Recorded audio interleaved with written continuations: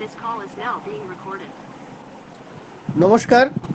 আজকে জাতীয় বিজ্ঞান দিবসে বিজয়গড় জ্যোতিষ রায় কলেজের পক্ষ থেকে প্রত্যেককে স্বাগত জানাই। এই জাতীয় বিজ্ঞান দিবস দিনটা আমরা স্মরণ করি স্যার সিভি রমন, চন্দ্রশেখর ভেঙ্কট রমনের কে মাথায় রেখে তার কথা স্মরণ করে, তার আবিষ্কারের কথা রামন এফেক্টকে স্মরণ করে। সেগুলো আমাদের বিশেষজ্ঞ যারা আছেন তারা বলবেন আজকে। এবং আজকে আমাদের এই প্রতি বছর একটি থিম ভারত সরকারের বিজ্ঞান ও প্রযুক্তি দপ্তর ঠিক করে থাকে, ন্যাশনাল সায়েন্স ডে থিম, জাতীয় বিজ্ঞান দিবসের থিম। এবছরের বিষয়ের theme future of science and technology and innovation, impact on education, skills and work, যেটা আমাদের এই শিক্ষা বিভাগের যত কলেজ, বিশ্ববিদ্যালয়, স্কুল, যাদের পক্ষে খুব গুরুত্বপূর্ণ একটা বিষয় স্কিল, ওয়ার্কস এবং এডুকেশন, সেরকমই একটা বিষয়। এবং সেই ডিপার্টমেন্ট অফ সায়েন্স অ্যান্ড টেকনোলজির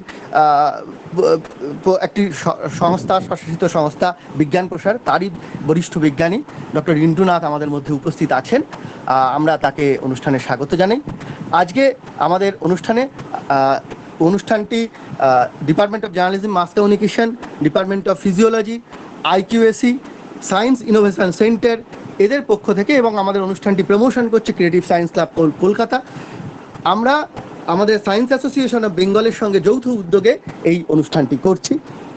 প্রথমে স্বাগত ভাষণ দেবেন আমাদের বিজয়গড় জ্যোতিষ রায় কলেজের অধ্যক্ষা ডক্টর রাজ্যশ্রী নিয়োগী।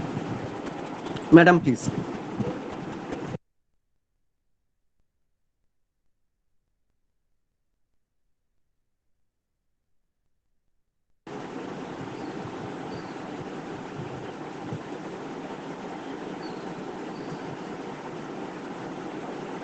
ম্যাডাম শোনা যাচ্ছে?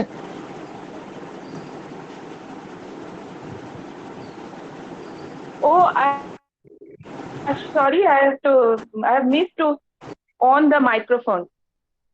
নমস্কার এবং ধন্যবাদ সবাইকে। First of all, on behalf of Vijayagad Jyotish Ray College, I am feeling honored to welcome Dr. Rintu Nath, senior scientist, Bigyan Prosher. And as it is mentioned here that today is auspicious National Science Day. We are celebrating every year in our college. Last 2 years in collaboration with the Science Association of Bengal by different activities such as debate, quiz, model competition, and many more activities. But as we know that now we are in a very critical condition, so that is why we have to organize this in virtual mode. We know that we are celebrating National Science Day to show honor to the discovery of Raman effect by Indian physicist Dr. C.V. Raman, for which he was awarded Nobel Prize in the year 1930.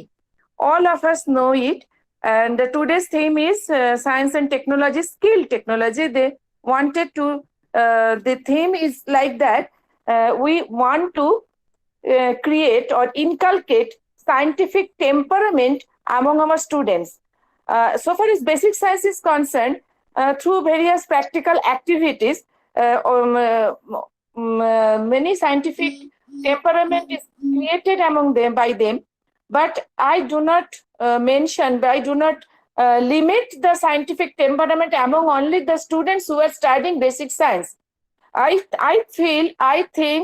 believe that it is the scientific attitude, it is the scientific reasoning, it is the scientific mind for which any students from any field can create any scientific attitude, any scientific contribution towards the society.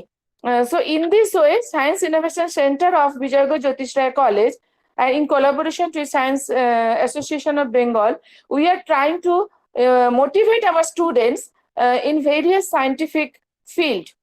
So I hope that this session will be a very wonderful session. And once again, I want to congratulate organizers as well as Science Association of Bengal to organize such wonderful session, and hope our students, our beloved students and participants will enjoy the session. I don't want to waste the time because so far as virtual mode is concerned, the time is very limited. So once again, from the core of our heart, I would like to welcome our respectable guest and my beloved students in this virtual platform. Thank you. Thank you madam. এখন আমি আমাদের the science association of বেঙ্গলের পক্ষ থেকে এখানে উপস্থিত রয়েছেন doctor দেবপ্রসন্ন Sinha, অনুষ্ঠানটির সভাপতিত্ব করার জন্য, এবং ডক্টর রিন্টু নাথ তারপর তার দু চার কথা বলার পরে বক্তব্য রাখবেন রিন্টু নাথ, এবং তিনি সামারাইজ করবেনও ডক্টর দেবপ্রসন্ন সিনহা আজকের অনুষ্ঠানটি। আমি ডক্টর দেবপ্রসন্ন সিনহাকে অনুরোধ করব বলার জন্য।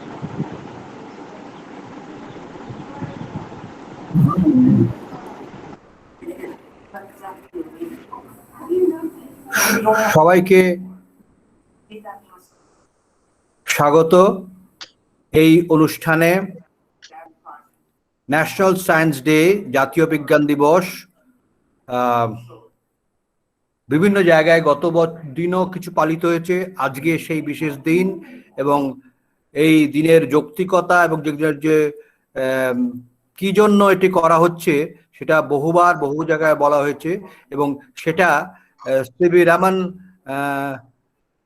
রামান এফেক্ট আবিষ্কারের পরে সেটাকে আমরা মার্ক করছি বা আমরা সেটাকে স্মরণ করছি, এবং তাতে ছাত্রছাত্রী শুধুমাত্র স্কুল নয়, কলেজ, বিশ্ববিদ্যালয়, গবেষণাগারে অনেকের সঙ্গে আমরা যে বিজ্ঞানের যে প্রযুক্তির বিভিন্ন উত্তরণ ঘটছে এবং তার প্রভাব যে অন্যত্র অন্য জনজীবনে বা আমাদের জ্ঞানের দিক থেকে, এইমাত্র প্রিন্সিপাল ম্যাডাম যেটা বললেন যে সায়েন্টিফিক টেম্পার বা বৈজ্ঞানিক মেজাজ কতখানি বাড়াচ্ছে, তা আমাদের প্রায় ফিরে ফিরে বলতে হবে। আজকে এখানে বক্তব্য রাখবেন ডক্টর রিন্টু নাথ। আমি ডক্টর রিন্টু নাথের বক্তৃতা বাংলা এবং ইংরেজি দুটোতেই শুনেছি।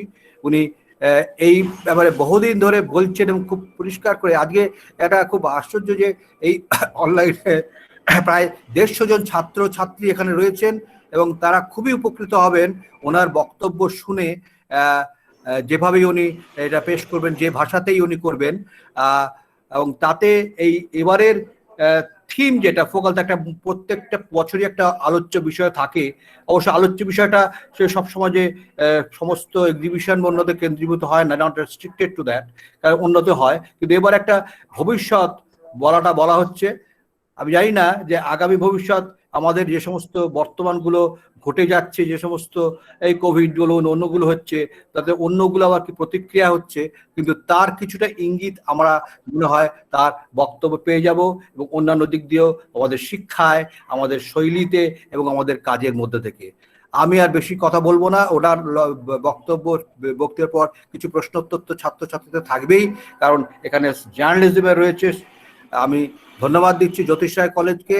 আমি তো সায়েন্স বেঙ্গলের লোক, আর কিছুটা করে থাকি বহু বছর, 40 বছর ধরে প্রায় শুভব্রতর সঙ্গে, কিন্তু বিজয়গড় জ্যোতিষ কলেজের অর্ণবকে এবং প্রিন্সিপাল ম্যাডামকে আমি ধন্যবাদ দিচ্ছি যে এইটাকে এইভাবে অর্গানাইজ করার জন্য, যাতে অনেকে এটাকে শুনতে পাচ্ছে। ডক্টর নাথ, আপনি শুরু করে দিন, তারপরে আমরা আপনার বক্তব্যের পরে প্রশ্নোত্তর করব। ডক্টর নাথ। ধন্যবাদ। ধন্যবাদ ডক্টর দেবপ্রসন্ন সিনহা, এবং ধন্যবাদ ডক্টর আর্ণব আমাকে ইনভাইট করার জন্য। আজকের দিনের শুরুটা যেভাবে দুজন বললেন, যে ডক্টর রাজশ্রী নিয়োগী বললেন এবং ডক্টর দেবপ্রসন্ন বললেন যে সায়েন্টিফিক টেম্পার, এটা আর্টিকেল 51 আছে কনস্টিটিউশনে, কি সায়েন্টিফিক টেম্পার কেন ডেভেলপ করতে হবে, সেটা শুনে খুব ভালো লাগলো আর কি। মনে হচ্ছে যে রাইট অডিয়েন্স আছে আমার সামনে। আজকে ন্যাশনাল সায়েন্স ডে আমরা সেলিব্রেট করছি, আমরা সবাই জানি। আচ্ছা, আমাকে শোনা যাচ্ছে তো? কেউ একজন কনফার্ম করবে, ডক্টর আর্ণব? হ্যাঁ, শোনা যাচ্ছে। ঠিক আছে। ন্যাশনাল সায়েন্স ডে যে সেলিব্রেট করি সবাই আমরা জানি কি, সিভি রামান যে ওই 28 ফেব্রুয়ারিতে উনি প্রথম ওনার রামান এফেক্ট দেখিয়েছিলেন, যেটা আমরা অনেকেই জানি না তারপরে কি হয়েছিল। এরপরে উনি পেপার, যে সায়েন্টিফিক ডিসকভারি যেটা করলেন, ওটা পেপার লিখে ওটা নেটের জার্নাল যেটা, সেখানে পাঠান। এবং শুনলে অবাক হবেন যে ওই পেপারে কিন্তু যে ফার্স্ট রেফারি ওই পেপারটা, ওই সায়েন্টিফিক পেপারটা কিন্তু রিজেক্ট করে দেন। এবং নর্মালি কি হয়, যে কোনো সায়েন্স ম্যাগাজিনের জার্নালে রেফারিজ রিজেকশন হয়ে গেলে ওটা রিজেক্ট হয়ে যায়। কিন্তু অদ্ভুত ঘটনা ঘটলো, সায়েন্স নেচার ম্যাগাজিনের জার্নালের যে এডিটর, সে কিন্তু ওটার একটা এক্সেপশন করলেন। উনি পেপার পড়ার পরে অ্যাজ হিজ নিজের মতো করে আবার করে ডিসাইড করলেন কি না, এই পেপারটা ছাপা উচিত। এবং উনি এগেনস্ট যে রেফারির যে এগেনস্ট যে কমেন্টস, তার এগেনস্টে গিয়ে কিন্তু ওটা ছাপলেন। এবং তারপরে পুরো জার্নিটা যেটা স্টার্ট হলো, আলটিমেটলি ওটা নোবেল প্রাইজ পেলেন। এই ঘটনাটা বলার এই উদ্দেশ্য যে অনেক সময় যে ডিসিশন মেকাররা অনেক সময় নট নেসেসারিলি খুব ইনক্লাইন্ড যে সায়েন্স এন্ড টেকনোলজি যে ডেভেলপমেন্ট হলো, ডিসকভারি হলো, বা যে ইনভেনশনটা হলো, সেটাতে সবসময় তাতে ইনভলভ থাকতে হবে তার কোনো মানে নেই। কিন্তু কখনো কখনো একটু বোল্ড ডিসিশন নিজের তরফ থেকে নিলে সিচুয়েশন অনেকটা চেঞ্জ হয়। এটা হচ্ছে তাদের জন্য আমি বললাম যারা ডিসিশন মেকিং পজিশনে আছেন সায়েন্স এন্ড টেকনোলজিতে, তাদের জন্য। আর 2 নম্বর, ন্যাশনাল সায়েন্স ডে আমরা সেলিব্রেট করি সিভি রামানের রামান এফেক্টের জন্য। কিন্তু আর একটা খুব গুরুত্বপূর্ণ ঘটনাও কিন্তু একই দিনে ঘটে। সেটা হচ্ছে 28শে ফেব্রুয়ারিতেই রামানুজনের প্রথম এফআরএস এর জন্য রেকমেন্ডেশন হয়, নমিনেশন যায়। সেটা কিন্তু 28শে ফেব্রুয়ারি, সেটাও কিন্তু খুব বড় একটা ঘটনা। উনি একজন দ্বিতীয় ভারতীয় যাকে FRS London fellow of royal সোসাইটির মেম্বার করা হয়েছিল। প্রথম তিনি তার অনেক আগে শিপ বিল্ডার ছিলেন, উনি একজন ইঞ্জিনিয়ার ছিলেন, তার নাম খুব একটা লোকে কিছু জানে না। কিন্তু রামানুজন হচ্ছে ইয়াংগেস্ট ইন্ডিয়ান এবং দ্বিতীয় ভারতীয় যে FRS fellow of royal society of India London, তার জন্য উনি নমিনেটেড হন এবং পরে ওনাকে সিলেকশন করা হয়। দুটো ঘটনা, যদিও সিভি রামানের জন্যই আমরা সায়েন্স ডে সেলিব্রেট করি, কিন্তু এটা অনেক তরফ থেকে, আমাদের তরফ থেকেও আমরা ফিল করি কি দুটো ঘটনায় জুড়ে দেওয়া উচিত। নাও নেক্সট স্টেজে আসছি। আমার একটা ছোট প্রেজেন্টেশন আছে, কিন্তু প্রেজেন্টেশনটা খুব ফর্মাল প্রেজেন্টেশন, কারণ থিমটাই ওরকম। এটা হচ্ছে প্রেজেন্টেশনটা হচ্ছে স্টুডেন্টদের জন্য ঠিক নয়, এটা হচ্ছে policy makers, science related activities যারা রয়েছেন তাদের জন্য, স্কুল এবং কলেজ টিচার প্রিন্সিপালস তাদের জন্য। আমি খুব শর্ট করে বলবো ওটা, কিন্তু আমি জানতে পারলাম এখানে অনেক স্টুডেন্টস আছে। স্টুডেন্টস এর জন্য কিছু কথা আমি আগে বলি, যেটা আমার খুব সবসময় মনে হয় যে স্টুডেন্টদের সঙ্গে ইন্টারাক্ট করলে খুব ভালো হয়। সবসময় যে সুযোগ হয় তা নয়, কিন্তু কিছু কিছু কথা আমি তাদের জন্য বলতে চাই। প্রথম সেটা হচ্ছে, আমাদের প্রথম বুঝতে হবে যে সায়েন্স টেকনোলজি এর সঙ্গে আরেকটা কথাও জুড়ে যাচ্ছে এখন, সেটা হচ্ছে ইনোভেশন। STI বলা হয় এটাকে, সায়েন্স টেকনোলজি ইনোভেশন। তিনটেই খুব দরকার, এবং তিনটে সায়েন্স টেকনোলজি ইনোভেশনের শুরু করার আগে যেটা দরকার সেটা হচ্ছে অ্যাপ্রিসিয়েশন ফর সায়েন্স। সায়েন্স কেন দরকার, এখন সায়েন্স অ্যান্ড টেকনোলজিটাও একসঙ্গেই বলা হয়, কারণ এখন যে পোস্ট কোভিড অথবা কোভিড এখনো চলছে, গত 2020-তে আমরা দেখেছি যে সমস্ত কিছু প্রায় বন্ধ হয়ে যাওয়ার মুখেও, হয়তো বন্ধ হয়ে যেত, কিন্তু তারপরেও কিছুটা হলেও যেটা চলেছে, যে সক্রিয়তা দেখেছি আমরা, সেটা কিন্তু টেকনোলজির দান। এই যে রিমোট লগ ইন করে যে ওয়ার্ক ফোর্স কাজ করেছে, রিমোট লগ ইন করে যে স্টুডেন্টসদের পড়াশোনা করেছেন, এবং টেলিমেডিসিন, টেলিহেলথ যেটাকে বলা হয়েছে, সবকিছু সমস্যার কিছুটা হলেও সমাধান দিয়েছে টেকনোলজি। তাহলে যে কোভিড সিচুয়েশনে যে মিটিগেশনটার যে একটা রাস্তা দেখিয়েছে, সেটা টেকনোলজি দেখিয়েছে। তাহলে সায়েন্স অ্যান্ড টেকনোলজির মধ্যে কোনটা বেশি দরকার? এই প্রশ্নের কোনো উত্তর হয় না, কারণ সায়েন্স নিজের জায়গায় স্ট্রং করতে হবে এবং টেকনোলজি নিজের জায়গায় স্ট্রং করতে হবে। তার কারণটা আমি বলছি। বেসিক সায়েন্স কেন দরকার, এবং সায়েন্সের সঙ্গে টেকনোলজি এবং টেকনোলজি ট্রান্সফার কেন দরকার, সেটাও আমি বলছি। এটা হচ্ছে স্টুডেন্টসদের জন্য। সায়েন্সটা এই কারণে দরকার, এখন এমন একটা সিচুয়েশন এসছে, আমরা 2021, যখন আমরা সবাই হোল ওয়ার্ল্ড আমরা দাঁড়িয়ে আছি প্রায় একটা রেড জোন। এরকম রেড জোন, সমস্ত রিকোয়ারমেন্ট, আমাদের ডেইলি রিকোয়ারমেন্ট, সেগুলোর পূর্তি যেগুলো করে যে ন্যাচারাল রিসোর্সেস, সেগুলো কিন্তু অলমোস্ট নিয়ার ওভার এক্সশন হয়েছে, নিয়ার কমপ্লিশন রয়েছে। এবং সেটা যদি নাও হয়ে থাকে, আরো বেশি যে ডিমান্ড আসছে, তাতে কিন্তু গ্লোবালি একটা হোল ওভার চেঞ্জ হওয়ার চান্স রয়েছে।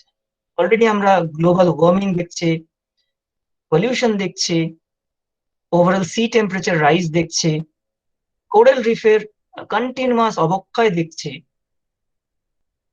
সি ক্রিচার্স যেখানে যেখানে অ্যালগি থাকে তার সেখানে অনেক কম হয়ে যাচ্ছে। এটা এত স্লো এফেক্ট, এটা চট করে ধরা যায় না, কিন্তু তবুও গত 50 বছরের যদি আমরা স্ট্যাটিস্টিক্স দেখি, সেই 50 বছরে যে চেঞ্জ হয়েছে সেটা আগেকার 3500 বছরের চেঞ্জের মতো প্রায় হচ্ছে। মানে ওই 3500 বছরে যত চেঞ্জ না হয়েছে, ওই অতটা চেঞ্জ হয়েছে জাস্ট গত 50 বছরে। এরকম চেঞ্জ যেমন temperature rise, sea temperature rise, coral রিফের যেটা অবক্ষয় হচ্ছে, গ্লেশিয়ার যে মেল্ট করছে, temperature rise, mean temperature rise. আমি ভয় পাওয়ানোর জন্য বলছি না, এগুলো এগুলো হতোই, কারণ ইন্ডাস্ট্রিয়াল রেভলিউশন এগুলো এগুলো সবগুলো ইন্টারলিঙ্কড। খুব কাউকে যে দোষ দেওয়া যায় তাও না, কেউ যে জেনে বুঝে করছে তাও না। ইন্ডাস্ট্রিয়াল রেভলিউশন হতোই, কখনো না কখনো তো ইন্ডাস্ট্রিয়াল রেভলিউশন হতোই। এবং ইন্ডাস্ট্রিয়াল রেভলিউশন যখন শুরু হলো, তখন তো সায়েন্স অ্যান্ড টেকনোলজির মাপকাঠিটা তো এতটা ওতপ্রোতভাবে জোর ছিল না। মানে এই যে একটার সঙ্গে একটা লিঙ্কেজ, এটা যে সবাই বুঝতো তা নয়। এমন যে হোল যে ইকোসিস্টেম আমরা কথাটা বলি, ইকোসিস্টেম কথাটাও কিন্তু অনেক পরে এসছে। তখন সায়েন্স অনেকটা প্রোগ্রেস করেছে, বায়োলজি অনেক এগিয়ে গেছে, তখনও কিন্তু ইকোসিস্টেম ব্যাপারটা কেউ বুঝতো না। মানে যে whole entire world, living non living কিভাবে একে অন্যের সঙ্গে জড়িত আছে, এই কথাটা কেউ বুঝতে পারতো না প্রথমে। প্রথমে মনে হচ্ছে ঠিক আছে, রিসার্চ টেকনোলজি এগুলো খুব দরকার, ইন্ডাস্ট্রিয়াল রেভলিউশন দরকার, খুব হলো। কিন্তু এতে ধীরে ধীরে কি হলো, ইন্ডাস্ট্রিয়াল রেভলিউশনের সঙ্গে সঙ্গে পলিউশন বাড়তে থাকলো, এবং যে রিকোয়ারমেন্ট বাড়ার সঙ্গে সঙ্গে কি হলো, যে ন্যাচারাল রিসোর্সেস ওগুলো ডিপ্লিট করা শুরু করলো, কম হতে শুরু করলো। এইবার যখন এইগুলো শুরু হলো, তারপরে রিসার্চ শুরু হলো যে এর মধ্যে যোগ সাধন কোথায় রয়েছে এটা বোঝার জন্য। যখন বোঝা গেল, বুঝতে বুঝতে বুঝতে বুঝতে এতটা দেরি হয়ে গেছে কি অলরেডি আমরা অলমোস্ট একটা orange, if not red, most of the জায়গায় আমরা অরেঞ্জ জোনে চলে এসেছি, রেড জোনের দিকে যাচ্ছি। রেড জোনের দিকে যাওয়া মানে যেটা মানে ইউটার্ন নেওয়া পসিবল, খুব খুব বেশি পসিবল মনে হয় না। এগ্রিকালচারাল যদি আউটপুট দেখি, যে ইল্ড কত হচ্ছে, এবং তার জন্য যে পেস্টিসাইড ইউজ করতে হচ্ছে, আদার ন্যাচারাল রিসোর্সেস যেগুলো ইউজ করা হচ্ছে, এবং এই জায়গা থেকে খুব সহজে যে ইন্ডাস্ট্রিয়াল রেভলিউশনকে ইউটার্ন করানো যাবে সেটাও মনে হয় না। আমি আরেকটা এক্সাম্পল দিচ্ছি। এই যে আমরা ভেহিকুলার পলিউশন কম করার জন্য আমরা বলছি যে ইলেকট্রিক কার আসা উচিত, ইলেকট্রিক কার আসলে, ইলেকট্রিক ভেহিকেল আসলে অনেক জায়গায় আবার প্রচুর সাবসিডি দেওয়া হচ্ছে। দিল্লিতে তো পুরো রেজিস্ট্রেশন ফ্রি হয়ে যাচ্ছে, প্লাস সাম 1 রুপিস ডিসকাউন্ট দেওয়া হচ্ছে। কিন্তু যদি লং রানে দেখা যায়, আমি স্টুডেন্টদের বলছি, তোমরা ভেবে দেখো এই ইলেকট্রিক কারগুলো কিসে রান করবে? ইলেকট্রিকে রান্না করবে তো, ইলেকট্রিক এনার্জিতে রান করবে তো, তাই তো? ইলেকট্রিক এনার্জি কোথা থেকে আসছে? গ্রিড থেকে আসছে। গ্রিডে পাওয়ার কোথা থেকে আসছে? পাওয়ার স্টেশন থেকে আসছে। পাওয়ার স্টেশনে পাওয়ার কি করে জেনারেট হচ্ছে? Heat energy. Heat energy to, মানে থার্মাল এনার্জি যেটাকে বলছে, thermal energy to electric energy. Thermal energy কোথা থেকে আসছে? ফুয়েল বার্ন করা হবে, ইদার ফসিল ফুয়েল ফ্রম কোলকে বার্ন করা হচ্ছে, পালভারাইজড করছে, তারপরে বার্ন করছে, তারপরে কোল বার্ন করে সেটাকে জল গরম করছে, স্টিম যাচ্ছে, স্টিম গিয়ে টারবাইনকে ঘোরাচ্ছে, টারবাইন ঘোরাচ্ছে, তো অল্টারনেটর থেকে অল্টারনেটিং পাওয়ার, সেটাকে alternating AC voltage and current বলে, ওটাকে জেনারেট করা হচ্ছে, সেটা গ্রিড দিয়ে সাপ্লাই করা হচ্ছে। সেই গ্রিড দিয়ে আসছে, আমাদের বাড়িতে আসছে, ওটা দিয়ে গাড়ি চার্জ হবে। যদি ওটা কোল দিয়ে না হয়, কি দিয়ে আর করা যেতে পারে? গ্যাস, গ্যাস টারবাইন হয়, ওটাও ফসিল ফিউল। কিন্তু প্রবলেমটা হচ্ছে এই যে কনভার্সন অফ এনার্জি হলো, এই যে thermal energy, heat energy to electric energy, এটা কিন্তু খুব inefficient method, less than 30% efficiency. এবার যে গাড়ি, আমি ঠিক আছে পেট্রোল ভেহিকেল বন্ধ করে দিলাম, ডিজেল ভেহিকেল বন্ধ করে দিলাম, ইলেকট্রিক ভেহিকেলে ইলেকট্রিসিটি দেওয়ার জন্য যে ইলেকট্রিসিটি লাগছে সেই ইলেকট্রিসিটি কিন্তু সেই কাম্বাসন ইঞ্জিন দিয়ে হচ্ছে, ওটা এক্সটার্নাল কাম্বাসনের এফিসিয়েন্সি কিন্তু আরো কম। গাড়ি চলে ইন্টারনাল কাম্বাসন ইঞ্জিন মানে পেট্রোল ডিজেলের এফিসিয়েন্সি অ্যাবাউট 33, 35, 38%, আর এক্সটার্নাল কাম্বাসনে কিন্তু লেস দেন 30%। তাহলে লাভটা কোথায় হলো? এটা হচ্ছে জাস্ট আমরা প্রবলেমটাকে দূরে সরিয়ে দিচ্ছি, প্রবলেম মিটিগেট করছি না, দূরে সরিয়ে রাখছি। যে ঠিক আছে আমাদের বাড়ির সামনে হচ্ছে না, শহরে হচ্ছে না, হচ্ছে হোক পাওয়ার স্টেশন। এটা কিন্তু লং টার্ম সলিউশন নয়, এটা ইনক্রিমেন্টাল সলিউশন। হ্যাঁ, কেউ এটা দিয়ে বলবেন যে নিউক্লিয়ার পাওয়ার কি করলো? হ্যাঁ, নিউক্লিয়ার পাওয়ার করলে একটু বেশি সুবিধা হবে, কারণ ওই পালভারাইজড কোল বার্ন করা কিংবা গ্যাস ডিজেল বার্ন করে যে hit energy to electric energy তৈরি করা হচ্ছে, সেটা শুধুমাত্র এটাই নয় যে এফিসিয়েন্সি খুব কম, এটা হাইলি পলিউটিং। নিউক্লিয়ার পাওয়ার প্ল্যান্টে কি হয়, ওই বার্নিং ফুয়েলটা করা হয় না। ওটাতে কি হয়, রেডিও অ্যাক্টিভিটিতে যখন ফিউশন রিঅ্যাকশন হয়, ইউরেনিয়াম ব্রেক করে তখন থার্মোনিউট্রন তৈরি করে, থার্মোনিউট্রন গিয়ে ওটা চেইন রিঅ্যাকশন আবার অন্য নিউট্রন ইউরেনিয়ামকে ব্রেক করে দেয়। ওই প্রসেসে গিয়ে কি হয় যে হাইলি এনার্জাইজ থার্মোনিউট্রন গুলো জলের মধ্যে দিয়ে বা হেভি ওয়াটারের মধ্যে দিয়ে যখন পাস করে তখন ওই জলটা গরম হয়ে যায়। তারপরের প্রসেসটা সেম। এতে পলিউশনটা একটু কম হবে, অনেক কম হবে, যদিও রেডিও অ্যাক্টিভ যেটা এলিমেন্টস থেকে যায় সেটা আবার ডিসপোজের করার অনেক ঝামেলা থাকে, তবুও সেটা অনেকটা ভালো এই থার্মাল পাওয়ার প্ল্যান্ট গুলোর থেকে। কিন্তু নিউক্লিয়ার পাওয়ার প্ল্যান্ট নিয়েও কিন্তু খুব দুবিধা রয়েছে, প্রচুর জায়গায় প্রচুর মিটিং হয়, করতে দেওয়া হবে না, ডিফারেন্ট রিজন আছে, এমন না যে কোনো রিজন ছাড়া কেউ কিছু বলছে। কিন্তু to some extent nuclear power প্ল্যান্টটা কিন্তু অনেকটাই পরিবেশের জন্য ভালো। আমি আবার আমার নিজের টপিকে এসে যাচ্ছি, কেন আমি কথাটা বলছি। যে ধারণাটা যে শিফটিং রেসপন্সিবিলিটিটা আজকাল খুব বড় হয়ে দেখা দিচ্ছে। এবং শিফটিং রেসপন্সিবিলিটিটা কেন হয় আমি বলছি, সবাই স্টুডেন্টসরা খুব মন দিয়ে শোনো আমি কি বলতে চাইছি। যখন ইনক্রিমেন্টাল রিসার্চ হয় না, যে সামান্য কোনো রিসার্চ হলো, আমি 10টা পেপার পড়লাম, 10টা পেপার পরে 11টা পেপারের 11th পেপারটা আমি লিখবো, নিজে খুব একটা ফিল করছি না, আমি জাস্ট রিসার্চ করার জন্য করছি, এটাকে ইনক্রিমেন্টাল রিসার্চ বলে। সেই ইনক্রিমেন্টাল রিসার্চ করতে থাকলে এরকম শিফটিং প্যারাডাইম হয়ে যায়। শিফটিং প্যারাডাইম মানে প্রবলেম সামনে রয়েছে কিন্তু প্রবলেমটাকে দূরে সরিয়ে দেবো, তাহলেই প্রবলেম সলভ হয়ে গেল। জানি আমি প্রবলেম সলভ হচ্ছে না, কিন্তু ওটা হচ্ছে নিজেকে নিজে মানে সান্ত্বনা দেওয়া যে আমি প্রবলেম সলভ করে দিয়েছি, সলভ হয়নি। কিন্তু এই যে এক্ষুনি যে বোঝালাম যে ইলেকট্রিক ভেহিকেল দিয়ে প্রবলেম সলভ হবে না, প্রবলেম বরং বাড়বে। যদি নেক্সট 20 ইয়ার্স এর সমস্ত ইলেকট্রিক ভেহিকেল এসে যায়, প্রবলেম কিন্তু একটুও কমবে না, আরো বাড়বে। শুধু তার কারণ হচ্ছে ওই বললাম এক্সটার্নাল কম্বাসন ইঞ্জিন, কারণ এখনো এস্টিমেশন বলছে নেক্সট 10 ইয়ার্স 20 ইয়ার্স পালভারাইজড কোল দিয়ে মানে ওই কয়লা জ্বালিয়ে জল গরম করে যে থার্মাল পাওয়ার প্ল্যান্ট গুলো, ওগুলো কিন্তু major energy sources, major energy. কলকাতার ধারে কাছে আমি যতদূর জানি, কোলাঘাট থার্মাল পাওয়ার প্ল্যান্ট পুরোটা কয়লা দিয়ে চলে, পুরোটা পালভারাইজড কোল দিয়ে ওটা করে। আর কোথায় কোথায় আমি কি আছে আমি জানি না, যতদূর জানি বার্নপুরে একটা বোধহয় আছে, সেটা গ্যাস পাওয়ার প্ল্যান্ট, ওটা ওই ফসিল ফিউল বার্ন করে। নিউক্লিয়ার পাওয়ার প্ল্যান্ট নেই কিন্তু। তেমনই বেশিরভাগ জায়গাতেই নিউক্লিয়ার পাওয়ার প্ল্যান্ট ক জায়গায় আছে ইন্ডিয়াতে, 4 জায়গায় আছে। তো মেইন এনার্জি কিন্তু ওই কোল জ্বালিয়েই হবে। এক্সটার্নাল কাম্বাসন এফিসিয়েন্সি কম, তাহলে গাড়ি পেট্রোল আর ডিজেল বন্ধ করে দিয়ে আমি ইলেকট্রিক ভেহিকেল আনলাম, আমার কিন্তু সলিউশন হলো না, প্রবলেম কিন্তু বেশি হয়ে গেল। প্রবলেমটা কিরকম বেশি হয়ে গেল, আমি আরেকটা এক্সাম্পল দিচ্ছি। রেফ্রিজারেটর ঘরের ভিতর খুলে রেখে ভাবে যদি রুমটা ঠান্ডা করতে চাই, তাহলে কিন্তু রুম গরম হয়ে যায়, তাই না? ফ্রিজ খুলে রেখে দরজাটা খুলে রাখলাম, গরমকালে আমরা এসি নেই, আমি রুম ঠান্ডা করতে চাইছি, রুম কিন্তু গরম হয়ে যাবে। তারপর কারণে যাচ্ছি না, অনেকেই জানবেন কারণটা। ওই রকম হলো, প্রবলেমটা দূরে সরে গেল কিন্তু হটলো না। তো ইনক্রিমেন্টাল রিসার্চ থেকে ওরকম হওয়ার চান্সটা বেশি থাকে। এবং বেশিরভাগ সময় কি হয়, পলিসি মেকারদের ওই অ্যাপ্রিসিয়েশনটা যেহেতু থাকে না, ওভারঅল পার্সপেক্টিভ না থেকে অনেক সময় ডিসিশন এমন নেওয়া হয়, আমি বলছি না ডিসিশনটা এটা খুব বলে মানে না বুঝে নেওয়া হয়েছে ইলেকট্রিক ভেহিকেল, কিন্তু ওই প্রবলেম থেকে কিছুটা তো দূরে সরানো গেল। এই দূরে সরানোর থেকে এই জিনিসটা আসে, কিন্তু আমাদের এখন বুঝতে হবে। একজন কারো মাইক অন রয়েছে, অভজিৎ দাস, অগ্রজিৎ দাস। তুমি রাখো তারা।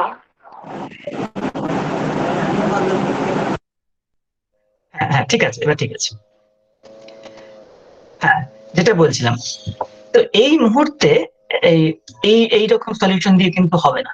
যেহেতু বললাম যে আমরা সবাই রেড জোনে প্রায় দাঁড়িয়ে রয়েছি, তো ওখান থেকে যদি ইউ টার্ন নিতে হয় তাহলে কিন্তু ডিসরাপটিভ সায়েন্স লাগবে, ডিসরাপটিভ রিসার্চ। না, ডিসরাপটিভ কথাটা কিন্তু রিসার্চে কিন্তু কোনো খারাপ কথা না।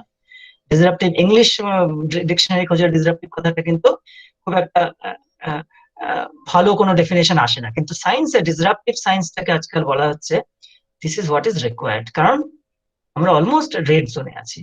ডিসরাপটিভ সায়েন্স করতে হবে, এবং সেই সায়েন্সটা কারা করবে? ইয়াং জেনারেশন করবে। যারা অলরেডি এস্টাবলিশড সায়েন্টিস্ট 40+ সায়েন্টিস্টকে দিয়ে কিন্তু ডিসরাপটিভ সায়েন্স হয় না, তারা ইনক্রিমেন্টালি করবে। দে ক্যান মেন্টরিং করা যাবে, বলতে হবে, বোঝাতে পারবে। তারা কিন্তু, আমি যতই চেষ্টা করি এখন, আমি নিজে যতই রিসার্চ করার চেষ্টা করি, আমি কিন্তু ওই লেভেলে রিসার্চ করা খুব খুব কষ্টকর, যেটা ওই ডিসরাপটিভ সায়েন্স রিসার্চ চাইছি। এখন বোঝার চেষ্টা করো, আমরা চাইছি the world needs something like disruptive technologies, disruptive science research. এটা স্টুডেন্টস যারা এখন ইয়াং জেনারেশন তাদের করতে হবে। যারা এখন 9 এ রয়েছে, 10 রয়েছে, 9, 10, এবং 6, 7, 8, 9, 10, 11, 12 এন্টায়ার দিস, ইভেন কলেজে যারা গ্রাজুয়েশন লেভেলে আছেন, তাদের এই কথাটা বুঝতে হবে যে সায়েন্স এমন লেভেলে রিসার্চ করতে হবে যে সলিউশন দিতে পারি। কি কি সলিউশন দেওয়া যেতে পারে? একটা হচ্ছে রিনিউয়েবল এনার্জি। এটা এনার্জির উপরে প্রচুর কাজ করা যেতে পারে। আমি এখানে আজকের লেকচারটা ওই জন্য নয় যে কি কি রিসার্চ টপিক আছে, ওটা নয় আরেকদিন বলবো। তো একটু একটু এক্সাম্পল দেওয়ার চেষ্টা করি। Agricultural science, medical science, renewable energy already বললাম,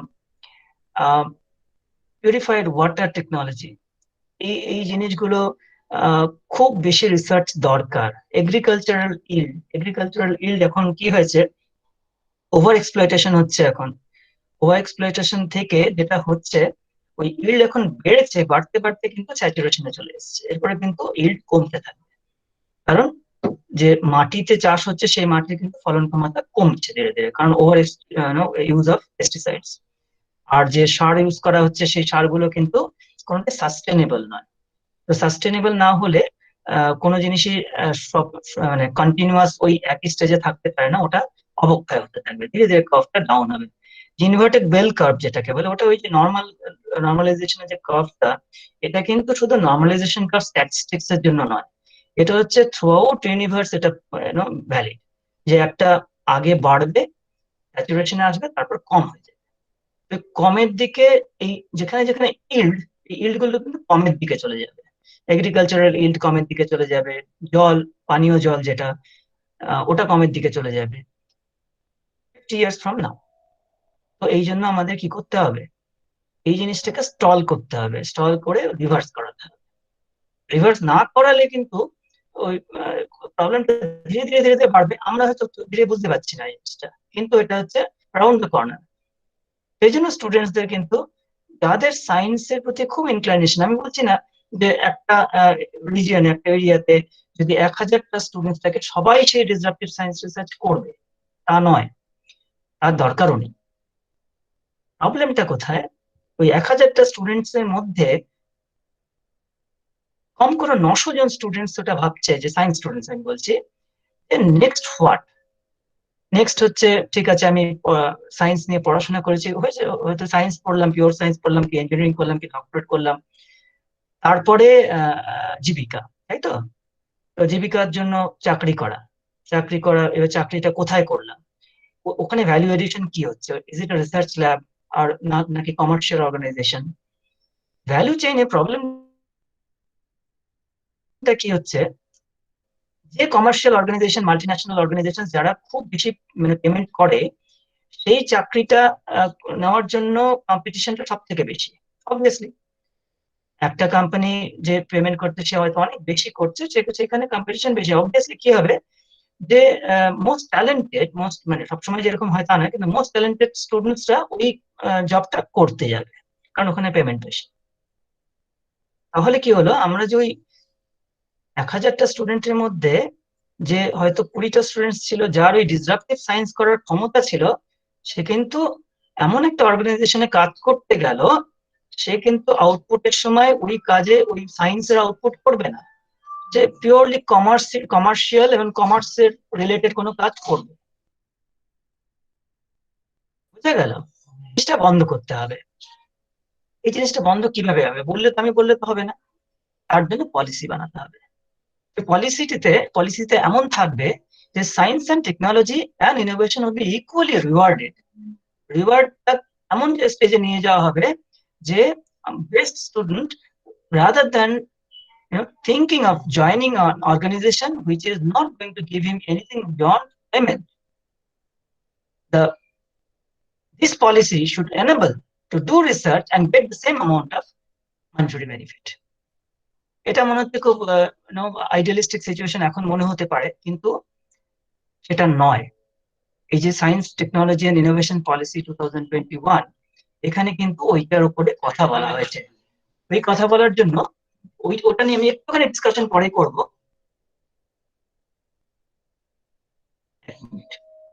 আমি প্রেজেন্টেশন একটু পরে স্টার্ট করছি।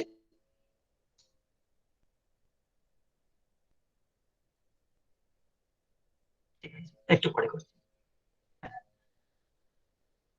আবার ফিরে আসি আমি যেখানে ছিলাম, যে সায়েন্স অ্যান্ড টেকনোলজি ইনোভেশনের জন্য অ্যাপ্রিসিয়েশনটা কোন লেভেলে দরকার। এটা হচ্ছে সোসাইটাল অ্যাপ্রিসিয়েশন। আমার একা ইন্ডিভিজুয়াল একজন স্টুডেন্ট, আমি সায়েন্স পড়বো, সায়েন্স করব এবং সায়েন্সে রিসার্চ করব, এটা একা ভেবে খুব একটা লাভ হয় না। তার কারণ একটা পুরো অ্যাসোসিয়েশন দরকার, সোসাইটাল লেভেলে রাখতে লাগবে। এটা ফরচুনেটলি লাস্ট 5 বছরে এই পিওর সায়েন্স রিলেটেড অ্যাক্টিভিটিস এটার মধ্যে কিছুটা হলেও ফিরে এসছে। তা না হলে একটা সময় হয়েছিল, আমি 10 বছর আগের কথা বলছি, about a decade back, best student হঠাৎ করে কমার্স নেওয়া শুরু করলো, তাই তো?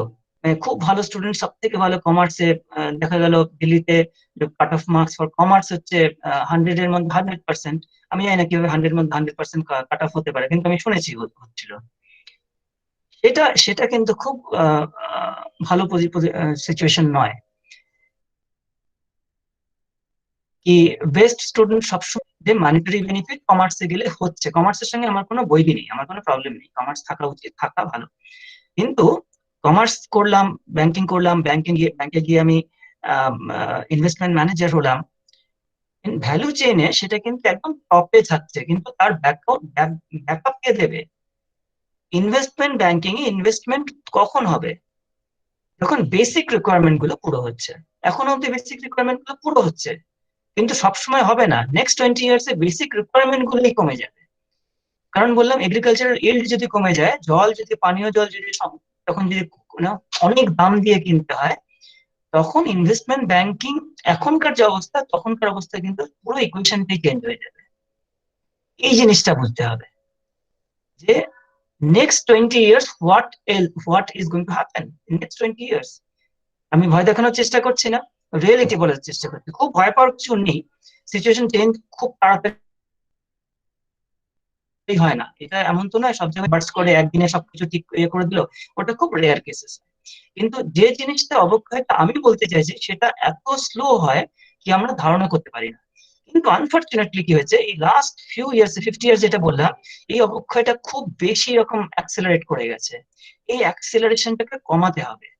এই অ্যাক্সেলারেশনটা কমিয়ে স্ট্যান্ড স্টিল করতে হবে, মানে ওই সাস্টেনেবল ডেভেলপমেন্ট কথাটা যে কারণে বলা হয়, যেটা সাস্টেইন করতে হবে। সাস্টেনেবল ডেভেলপমেন্ট করে তারপরে সেটাকে ইউটার্ন করে নিয়ে আসতে হবে। সেটার জন্য disruptive science, disruptive research which is going to change the world forever. It's not incremental research খুব হচ্ছে, অনেক হচ্ছে, আগেও হবে, কিন্তু 1000 এর মধ্যে একজন স্টুডেন্ট চাই আমাদের, যে ওই ডিসরাপটিভ রেজাল্ট করতে পারবে, এমন একজন 1000টার মধ্যে একজন এমন সায়েন্স রিসার্চ করবে যে হয়তো যে এফিসিয়েন্সি, যে ইন্টারনাল কম্বাসন ইঞ্জিনের যে এফিসিয়েন্সি আরো বাড়াতে পারলো, কিংবা এমন একটা ইঞ্জিন নিয়ে আসলো যেটার পলিউশন লেভেল অনেক কম হলো, কিংবা এমন এগ্রিকালচারের জিন থেরাপি দিয়ে কিছু কিছু রিসার্চ করলো যাতে ইল্ড বাড়লো, এমন কোন রিসার্চ করলো যাতে পেস্টিসাইডস কম দেওয়া যেতে পারে। এই রিসার্চ, এই লেভেলের রিসার্চ করতে হবে। ন্যাশনাল সায়েন্স ডেতে কথা বলতে এসে সায়েন্সের কথা বলছে, এর কারণ এর মানে এই নয় যে একটা দিন কথা বললাম সায়েন্স ভুলে গেলাম, তারপরের দিন যেখানে সেখানেই পেয়ে গেলাম। এটা তো এভরিডে রিকোয়ারমেন্ট আছেই, কিন্তু যদি কোথাও না কোথাও যদি আমাদের কন্টিনিউয়াসলি মাথার মধ্যে এটা থাকে, this is our survival ultimately. Planet Earth একটাই জায়গা যেটাতে লিভিং বিং থাকতে পারে। এটাও একটা অদ্ভুত সংযোগ, তাই না? Liquid form, water liquid form, একটা particular distance from a star which is in a healthy, sun হচ্ছে একদম যাকে বলে একদম আফটার টিনেজ, মানে একদম যুবক যাকে বলা যায়, সেই অবস্থায় রয়েছে। তো আর্থ ছাড়া আর তো খুঁজে পাওয়া যায়নি রে বাবা। আর তো এমন তো জায়গা নেই। এই হলিউডের সেই সায়েন্স ফিকশন খুব দেখাতে থাকে, আমরা আর্থ থেকে চলে গেলাম, অন্য কোথাও চলে গেলাম, হ্যাঁ, ইন অ্যানাদার 500 ইয়ার্স। ওটা হওয়ার চান্স খুব কম, আমি আগেও বলে দিচ্ছি। ওই সায়েন্স ফিকশন লেভেলেই থাকবে ওটা, কোথাও যাওয়া যাবে না। কারণ যেতে গেলে যে এখনো অব্দি যা জানা আছে, এখনো অব্দি জানা কোনো জায়গা নেই যেখানে you can reach in not even your lifetime, you can't reach in 1 light ইয়ারেও পৌঁছানো যাবে না, যদিও ওরকম কোনো প্ল্যানেট থাকে নেই, এখন অব্দি খুঁজে পাওয়া যায়নি। তো আজ থেকে ঠিক রাখতে হবে। তো আমাদের যেটা যেটা পৃথিবী, সেটাকেই ঠিক করতে হবে। এবং ঠিক করা যাবে না তা তো নয়, মানে এখানে এই পৃথিবীতে ঠিক করার জন্য যে বেস্ট ক্রিয়েশন, এই যে ইভলিউশনের সিস্টেমে বেস্ট ক্রিয়েশন আমরা হিউম্যান বিং। এবার হিউম্যান বিং যদি তাদের নলেজ লেভেলটাকে এমন একটা পর্যায়ে নিয়ে যেতে পারে যাতে আমরা যে অবস্থায় ছিলাম 50 ইয়ার্স ব্যাক, যে এনভায়রনমেন্টাল অবস্থায় ছিলাম, যেখানে আমাদের অল দ্য রিকোয়ারমেন্ট পুরো হয়ে যেত without posing a danger to our surrounding, ওই জিনিসটা কেন নেওয়া যাবে না? নিশ্চয়ই নেওয়া যাবে। মানে আমরা সবাই জানি science and technology can do nothing else. তো আজকে science and technology day, science ডেতে আমি তোমাদের কাছে এটাই জানাতে চাইছি, এক্সটেন্ড করতে চাইছি, যাদের ইচ্ছে আছে, যারা ইন্টারেস্ট পাও ম্যাথস এন্ড সায়েন্সে, আমি বলছি না সবাইকে করতে হবে, সবকিছু লাগবে, আর্টস লাগবে, কমার্স লাগবে, কেউ don't take me wrong, I have full respect for every subject, but what I am trying to tell you, it is our survival ultimately. আমাদের সার্ভাইভালের জন্য ওই 1000 স্টুডেন্ট, মানে 1000 আমি একটা ফিগার বলছি সবসময়, ওই 1000-এর মধ্যে একটা কি দুজন স্টুডেন্ট আসতে হবে। যেমন নেতাজি সুভাষচন্দ্র বোস একজনই ছিলেন, তাই না? কিন্তু তিনি কোথায় নিয়ে গেছিলেন, কোন স্টেজে? তার মানে গান্ধী তো একজনই ছিলেন। ওই রকম ভাবে আমরা আইনস্টাইনের নাম জানি, আমরা জেসি বোসের নাম জানি, সিভি রামন জানি, মেঘনাথ সাহা জানি। তো ওইরকম সিভি রামন, মেঘনাথ সাহা আসতে হবে, আবার আসতে হবে। এমন না, তার মানে এমন না যে এখন নেই, এখনো আছে। আমরা সবাই নাম হয়তো জানি না, কারণ এখনকার রিসার্চটা না অনেকটা কোলাবোরেটিভ রিসার্চ। এক সময় ছিল 100 বছর আগে কি একজন একটা পেপার লিখলেন, আইনস্টাইন পেপার লিখলেন, খুব ফেমাস হয়ে গেলেন, রিলেটিভিটি। সিভি রামন একটা পেপার লিখলেন, খুব ফেমাস হয়ে গেলেন। এই জিনিসগুলো এক সময় ছিল ইন্ডিভিজুয়াল রিসার্চ থেকে এখন এসে গেছে কোলাবোরেটিভ রিসার্চ। কোলাবোরেটিভ রিসার্চ থেকে আমাদের আগে যেতে হবে, ডিসরাপটিভ রিসার্চ যেটাকে বলি, যে চেঞ্জ করে।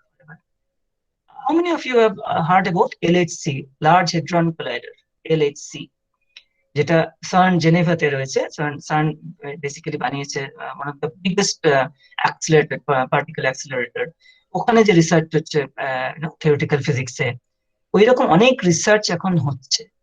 ওই রকম রিসার্চে সার্নের যেমন LHC তে ভারতীয় অনেক রয়েছেন, 30 জন ভারতীয় বিজ্ঞানী আছে। এবং এই সার্নের যে রিসার্চের যে আউটপুট ডেটা, সেটা অ্যানালাইজ করার জন্য হোল ওয়ার্ল্ড অ্যানালাইজ করছে, তার মধ্যে ইন্ডিয়াতেও লোক আছে।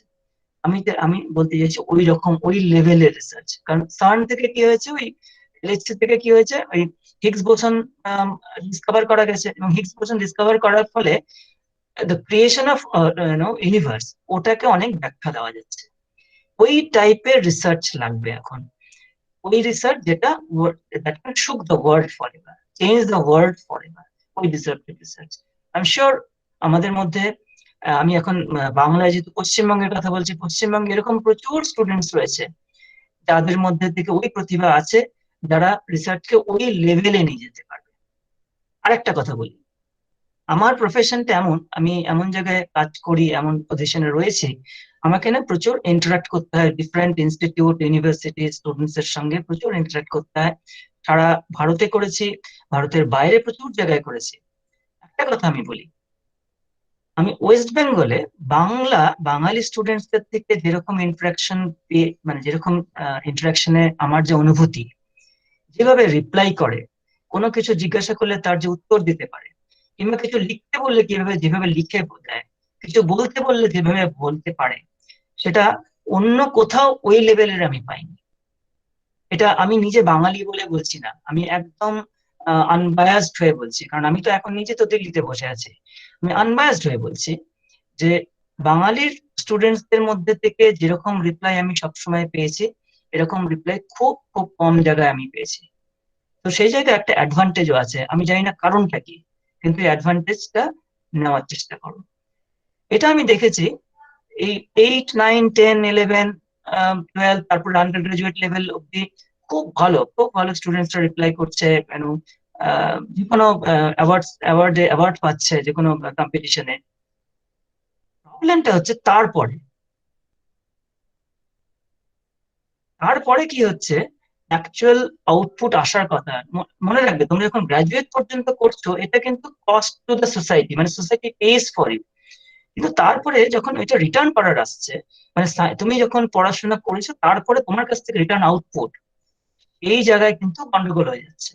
মানে as long as you are not been assessed as an individual, but you are just paying, you are at, participating in a competition or writing, without any expectation from you, you are performing very well. But whenever it's coming to actual research, coming to patent, সেটা কিন্তু অস্বাভাবিকভাবে কমে যাচ্ছে। আমি পুরো statistical data এখন দিতে চাইছি না, কারণ that will be very boring for you. যে number of patents, number of research paper from West Bengal is declining, খুব কমে যাচ্ছে। এবার আমার এই হিসেবটা মেলাতে পারিনি আজ পর্যন্ত, যে আপ টু গ্রাজুয়েশন লেভেল স্টুডেন্টসরা এত ব্রাইট, তারপরে কোথায় যাচ্ছে, কি হচ্ছে। তো এই জিনিসটা খুব ভাবাচ্ছে, এই জিনিসটা ভাবতে হবে আমাদের।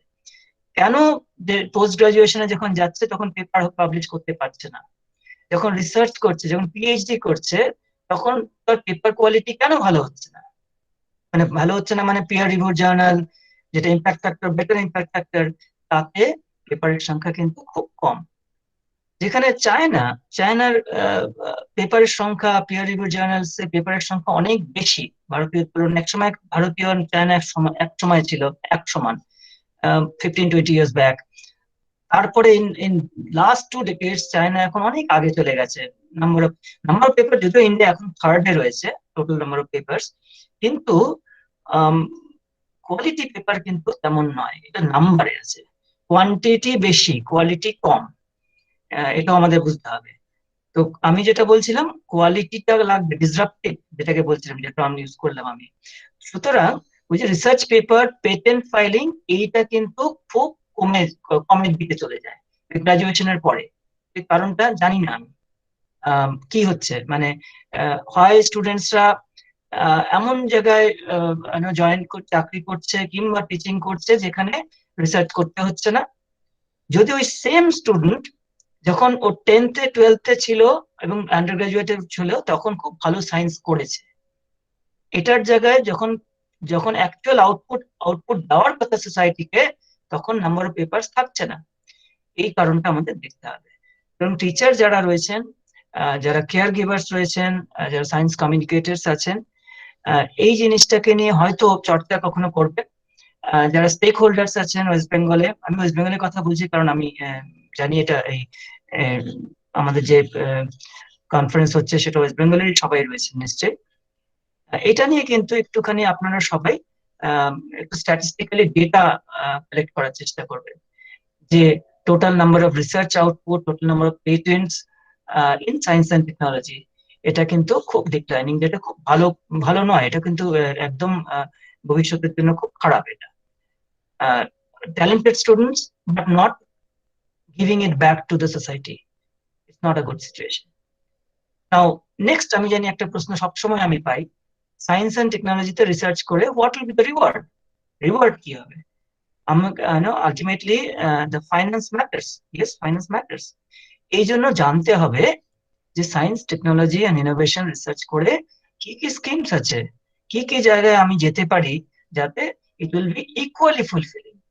মানে এমন একটা জায়গায় ব্যাংকিং সংস্থাতে চলে গেলাম পড়ে, তাতে তাতে আমার যে ফাইন্যান্সিয়াল বেনিফিট হচ্ছে সেই একই বেনিফিট যদি আমি রিসার্চ করতে করতে পাই, আই এম শিওর সেটা অনেকের পক্ষে প্রাপ্য।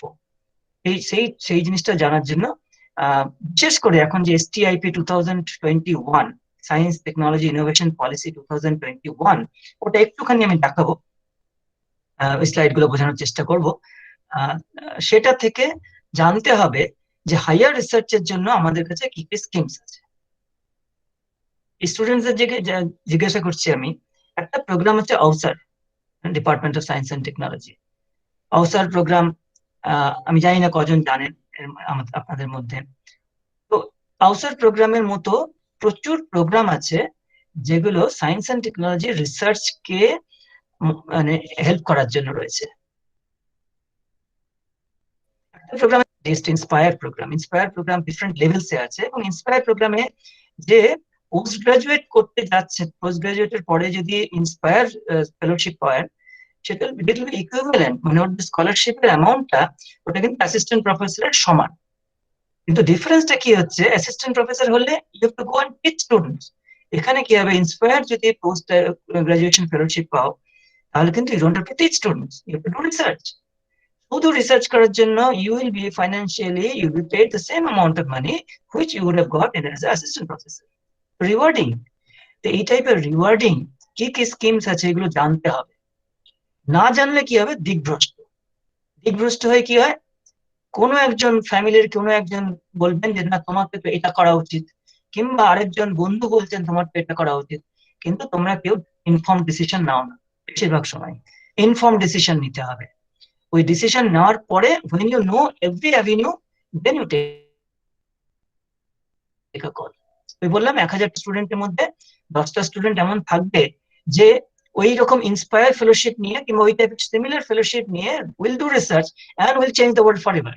তার কারণ কি বললাম, 40 বছর বয়স বেরিয়ে গেলে ওই রিসার্চ করতে পারবে না কেউ।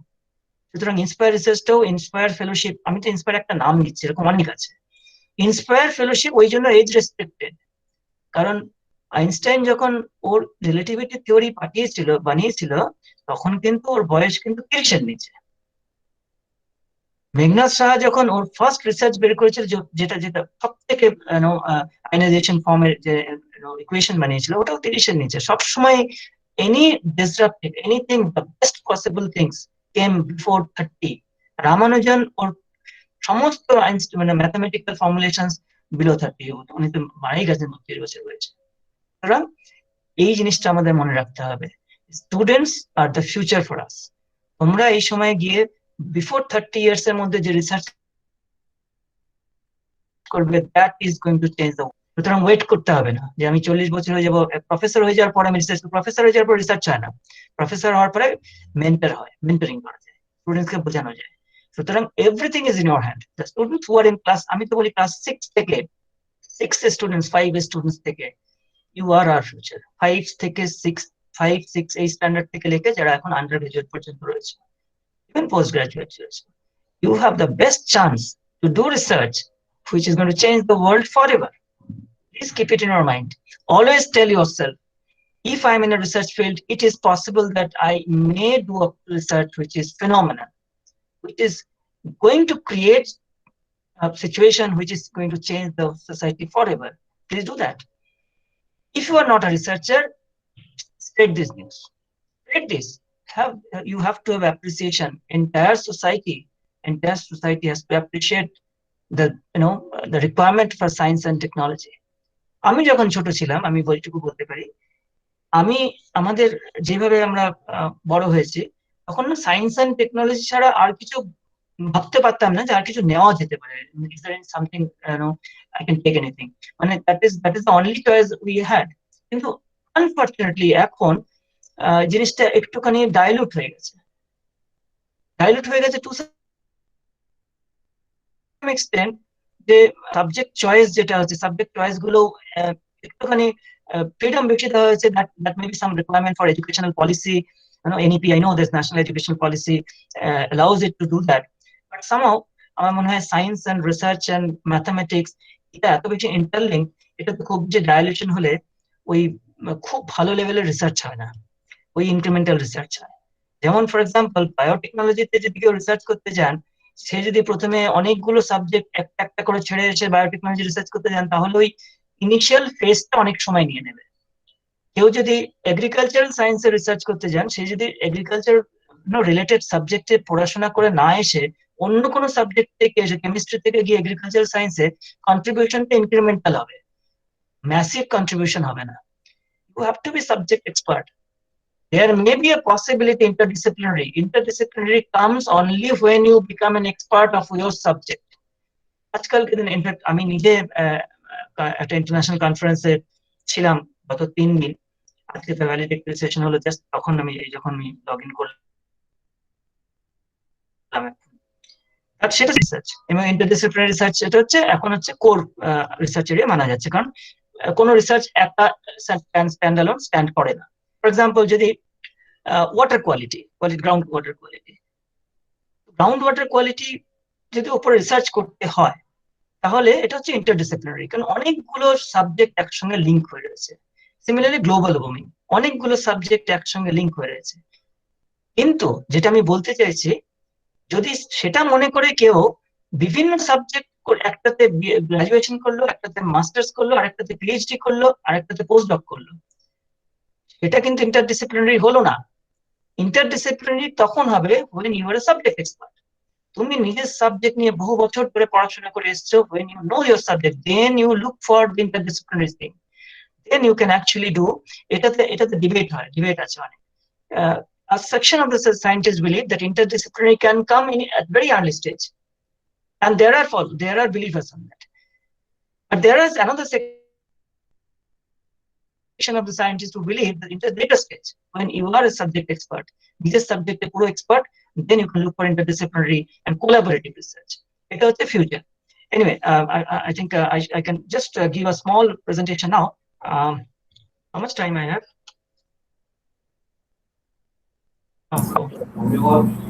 হ্যাঁ, আর কিছুক্ষণ নিন, বলুন। আচ্ছা, ঠিক আছে। জাস্ট খুব কুইকলি একটা প্রেজেন্টেশন দেখি।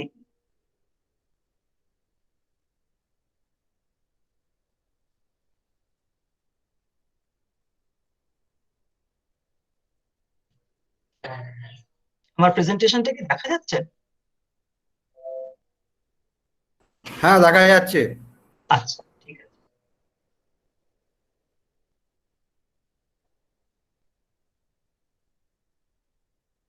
ঠিক আছে। সো যেটা আমি বলছিলাম, science technology and innovation policy 2021 STIP, এটা হচ্ছে ড্রাফট স্টেজে রয়েছে এখন। ডিএসটি ওয়েবসাইটে গিয়ে এটা ডাউনলোড করে এটাতে কিন্তু ফিডব্যাক দেওয়া যাবে। তো আমি আশা করব at least a section of today's audience, you can actually take a look on this and give your feedback. ওখানে ফিডব্যাক কোথায় দিতে হবে সেটাও লেখা আছে। ঠিক আছে, এটা আমি স্কিপ করছি। এটা ভেবেছিলাম একটু কিছু আমি টাচ করবো এই জায়গাটা। বেসিক্যালি যেহেতু এটা একটুখানি আউট অফ কনটেক্সট হবে, যেহেতু কোভিড প্যান্ডেমিক এসছে, সেই জন্য আমরা বলছিলাম যে এখন যে রিসার্চ এট প্রেজেন্ট রয়েছে সেটাকে কনসলিডেট করতে হবে, রিফাইন করতে হবে, রিডিফাইন করতে হবে। It should actually merge with the global requirement. তো সেটা আমি যে শুরুতে বলছি সেটার সঙ্গে এটা খুব একটা যোগ নেই। এটা হচ্ছে অলরেডি যারা রিসার্চে রয়েছেন তাদের জন্য, যে you think of consolidation, refine and redefine so that it actually merges with the requirement, global requirement. This is for a short term, not for a long term. And এই যে পরে যেটা লিখেছে, activities must be sustainable and contribute towards larger goals. এটা এই sustainable জিনিসটা এই জন্য আসছে যে কোভিড-19 এর সিচুয়েশন লাস্ট ইয়ারে না অনেক কিছু চেঞ্জ হয়ে গেছে। ফাইন্যান্সিয়াল ইকোনমিক্যাল সোসাইটাল চেঞ্জেস হয়েছে। সুতরাং যে রিসার্চটা সাস্টেনেবল নয় সেটা এখন আইডেন্টিফাই করতে হবে এবং ইফ রিকোয়ার্ডস ক্লোজ করতে হবে এবং ওটাকে রিডিফাইন করতে হবে। এগুলো সব আমি বলছি যে কমন যেটা অলরেডি এক্সিস্টিং রিসার্চের কথা বলছি। টেকনোলজিতে কি হবে, আপফ্রন্ট টেকনোলজি কিছু টেকনোলজি রিটুলিং হবে এবং কিছু রিডিফাইনমেন্ট হবে। যেমন টেলি হেলথ, আমি আগে শুরুতেই আমি বলেছি, অনলাইন এডুকেশন, রিমোট ওয়ার্কফোর্স, এটা হচ্ছে গ্লোবালি চেঞ্জ হচ্ছে। ইনফ্যাক্ট যে এডুকেশন পলিসি যেটা, এই যে একসময় হয়েছে যে স্টুডেন্টস যারা ক্লাস 12 এর স্টুডেন্টস, দেখা যাচ্ছে অনেক স্টুডেন্টস এসএটি দিয়ে ইউএসএ বা ইউকে তে গিয়ে ইউনিভার্সিটিতে গ্রাজুয়েশন করছে এবং প্রচুর টাকা দিতে হয় তার জন্য। কিন্তু এই যে নোশনটা ইজ গোইং টু চেঞ্জ। এই যে so called sought after universities in USA, UK and কানাডাতে, এই জিনিসটা কিন্তু এখন ধীরে ধীরে অফলাইন অফলাইন ব্যাপারটা বন্ধ হয়ে গিয়ে অনলাইন হয়ে যাবে। এবং এতে কি হবে, you don't have to move out, মানে you can get the same thing, same course by sitting in India. এবং ওই সার্টিফিকেশন, এই যে কোর্স গুলোর ওই সার্টিফিকেশন গুলো ডিফারেন্ট ওয়েতে হয়ে যাবে। মানে যেটা বলতে চাইছে, যেটা গ্রাজুয়েশনের জন্য ওখানে যেতে হতো and you have to spend about 3 crores rupees, ওই জিনিসটা, পুরো জিনিসটা এখন চেঞ্জ হয়ে যাবে। এটার উপর প্রচুর কাজ হচ্ছে। So another 3-4 years we'll see the change. Okay, that's a good thing to start with. ঠিক আছে, এটা একটা জাস্ট একটু বলে দিই, থার্ড লাইনটা যেটা user of technology to create new knowledge হয়েছে। কোনো সোসাইটি কখনোই একটা টেকনোলজি কন্টিনিউয়াসলি ইউজার থাকতে পারে না। এমন ইউজার, যেমন এখন আমাদের মোবাইল ফোন যদি দেওয়া হয়, মোবাইল ফোনে আমরা ইউজার, সবাই ইউজ করেন, সোশ্যাল নেটওয়ার্কিং করেন, আমরা ইউজ করছি, এখন ভার্চুয়াল প্ল্যাটফর্ম ইউজ করছি, তাই তো? কিন্তু কন্টিনিউয়াস ইউজার থাকলে সোসাইটির ওই অবক্ষয় হয়, যেটাকে বলে। ইউজারের থেকে ক্রিয়েটর হতে হবে। ক্রিয়েটর হতে গেলে কি করতে হবে, যে টেকনোলজিতে আমরা ইউজ করছি ওতে কন্ট্রিবিউট করতে হবে। China is very good example for that. চায়নাতে কি হয়, ওটা ইউজার থেকে ক্রিয়েটর বেশি, এবং ওদের যে ক্রিয়েশন ওটাকে ইউজ বাকি হোল ওয়ার্ল্ড করে। ইউজার অফ টেকনোলজি থেকে ক্রিয়েটর অফ টেকনোলজি হওয়ার জন্য কি কি স্টেপ করতে হবে ওটাতে আমি যাচ্ছি না, কারণ আজকে সায়েন্স ডে লেকচার আমি একটা ওভারঅল বলতে চেয়েছিলাম। But keep it in your mind, you can't be user forever, be creator, you have to take part. মানে এমনও হতে পারে যে why don't you create your own app, an application which is very specific to your community, নিজের কমিউনিটির জন্য। সব সময় যে আমাকে ওই কি যেন বলে ওটাকে, ওই চলতি জলে হাত ধোয়া, ওই টাইপের একটা কিছু আছে, মানে ওইটাই করতে হবে তার কোনো মানে নেই। নিজেকে একটু অফ বক্স থিঙ্ক করতে হবে যে if I am using this, can I contribute to this technology as well. তো আমি একটা সিম্পল বললাম, যেটা অ্যাপ আমরা ইউজ করি, হোয়াটসঅ্যাপ ইউজ করি, কিংবা অনেক সোশ্যাল মিডিয়া ইউজ করি, সেটার মধ্যে অনেকে ইউটিউবে দেখেন। এবার ইউটিউবে যদি শুধু না দেখে যদি ইউটিউবে নিজে একটা ভিডিও করার চেষ্টা করি, that's also creation, that is creation also. এই টাইপের অনেক আছে মানে টেকনোলজিতে যেখানে কন্ট্রিবিউট করা যেতে পারে। এবং এই কনসেপ্টটা ক্রিয়েটর অফ টেকনোলজিতে কিন্তু খুব হাই এন্ড দেখা হয় এখন ইউকেতে এবং পুরো ইউরোপিয়ান ইউনিয়নে। এই ক্রিয়েটরের কনসেপ্টটা খুব বেশি, যেখানে স্টার্টআপস প্রচুর আছে, স্টার্টআপ কোম্পানিজ প্রচুর আসছে। স্টার্টআপ কোম্পানি ইন্ডিয়াতে বা এই থার্ড ওয়ার্ল্ড, মানে ডেভেলপিং কান্ট্রি এবং থার্ড ওয়ার্ল্ড কান্ট্রিতে স্টার্টআপটা কি হয়, সবসময় service providing service. Startup company কখনো টেকনোলজি বেসড হয় না, দেখেছি। কখনো সায়েন্স রিসার্চের উপর স্টার্টআপ কোম্পানি দেখিনি, দেখা হয় না। এখানে স্টার্টআপ কোম্পানি কোথায়? Startup company is to deliver goods to you, e-commerce platform থেকে delivering the goods to you, but creation of e-commerce platform, there is no startup. এই জিনিসটা আমাদের ভাবতে হবে। সরি, আমি ভাবছিলাম বলবো না, কিন্তু ওই আর কি ফ্লোতে বেরিয়ে গেল আর কি।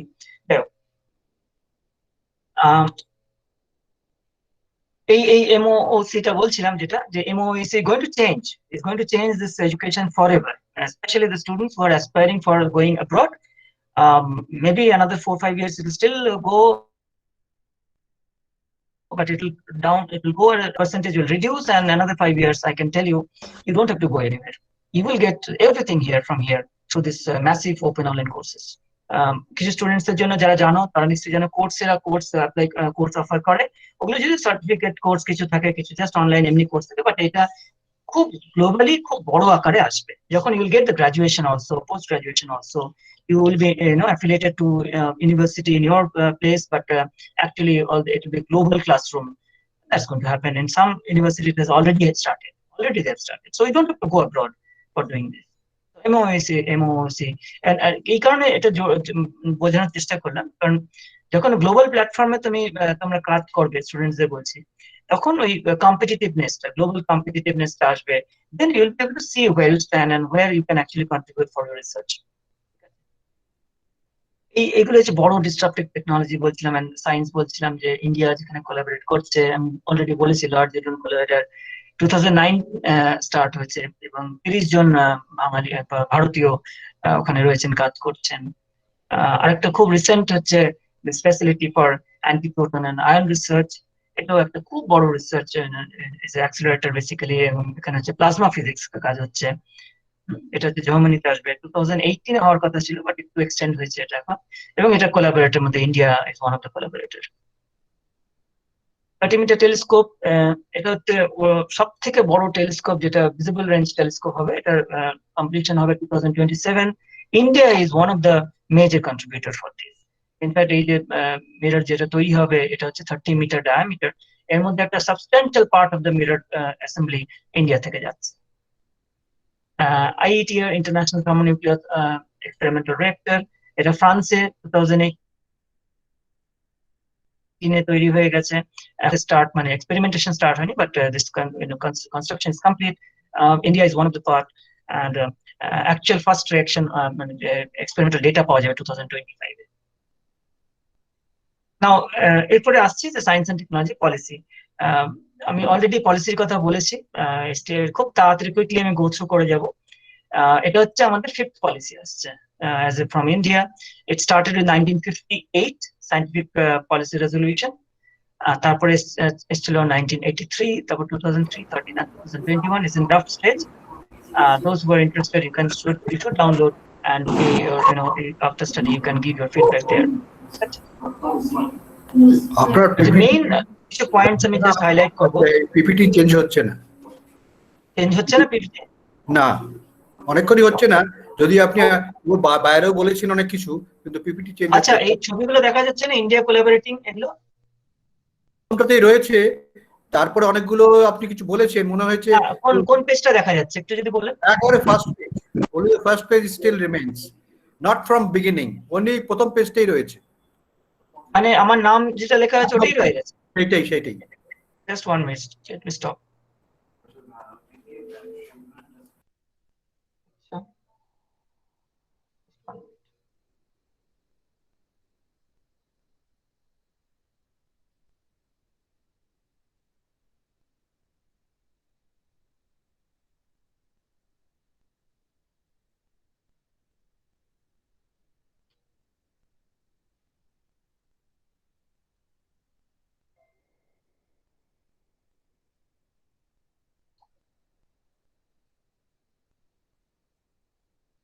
চেঞ্জ হচ্ছে কি এবার?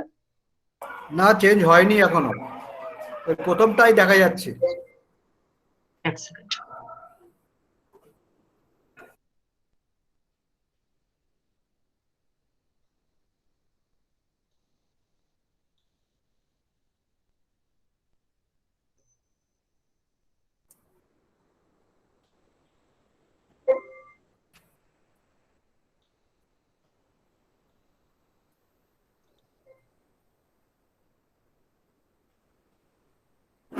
আচ্ছা, আমি আরেকবার ট্রাই করছি। আমি এটাকে পিডিএফ কনভার্ট করে নিয়েছি।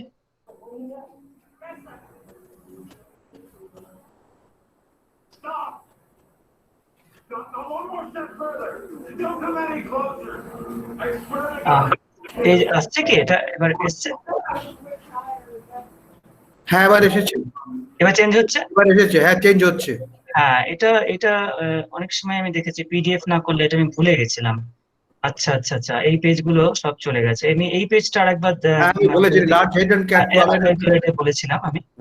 ও আচ্ছা, একটু আগে আমাকে বললে এটা সুবিধা হতো। যাকে, ঠিক আছে। এগুলো সব হয়ে গেছে। এখানে এসেছিলাম national science and technology policy. এটা হচ্ছে 5th পলিসি, যেটা ড্রাফট স্টেজে রয়েছে। ঠিক আছে, মেইন কিছু সাইলেন্ট পয়েন্টস আমি বলে দিয়েছে। সেটা হচ্ছে ওপেন সায়েন্স। বেসিক কনসেপ্ট হচ্ছে ওপেন সায়েন্স। ওপেন সায়েন্সটা মানেটা কি হচ্ছে, যে পাবলিকলি ফান্ডেড যে প্রজেক্টস গুলো হবে, রিসার্চ গুলো হবে, পাবলিক ফান্ডেড মানে যেটা সেন্ট্রাল গভর্নমেন্ট স্পন্সর করবে অথবা স্টেট গভর্নমেন্ট স্পন্সর করবে, সেটার অ্যাক্সেস কিন্তু everybody will have the equal right to access. মানে ওই সায়েন্টিফিক ডিসকভারির যে আউটকাম হলো এবং তার যে ইনফ্রাস্ট্রাকচার হলো, সেগুলো কিন্তু অ্যাক্সেসেবল হবে কমন পাবলিকের জন্য। এই ওপেননেসটা কিন্তু একদম নিউ ফিচার এটা রয়েছে STIP 2021। The right to access এই যে বলা হচ্ছে scholarly publications, research data and resources such as research infrastructure, instruments, computing facility, libraries, learning spaces, everything would be যেখানে publicly research, public funded research এগুলো, এটা কিন্তু common public এর availability থাকবে। আর STPIP মানে Science Technology Innovation Policy aspires to build an ecosystem where research data infrastructure, resources and knowledge are accessible to all. এটা কিন্তু STIP 2021 এর প্রথম বলা হলো। আর একটা কি বলা হচ্ছে, যে minimal restrictions on reuse of research output and infrastructure.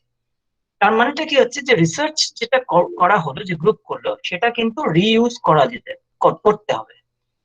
R minimal restriction মানে কি, আগে কি হতো, ওই ইন্টেলেকচুয়াল প্রপার্টি রাইটের মধ্যে এসে কি হতো, যে it is intellectual right for the individual who is doing the research.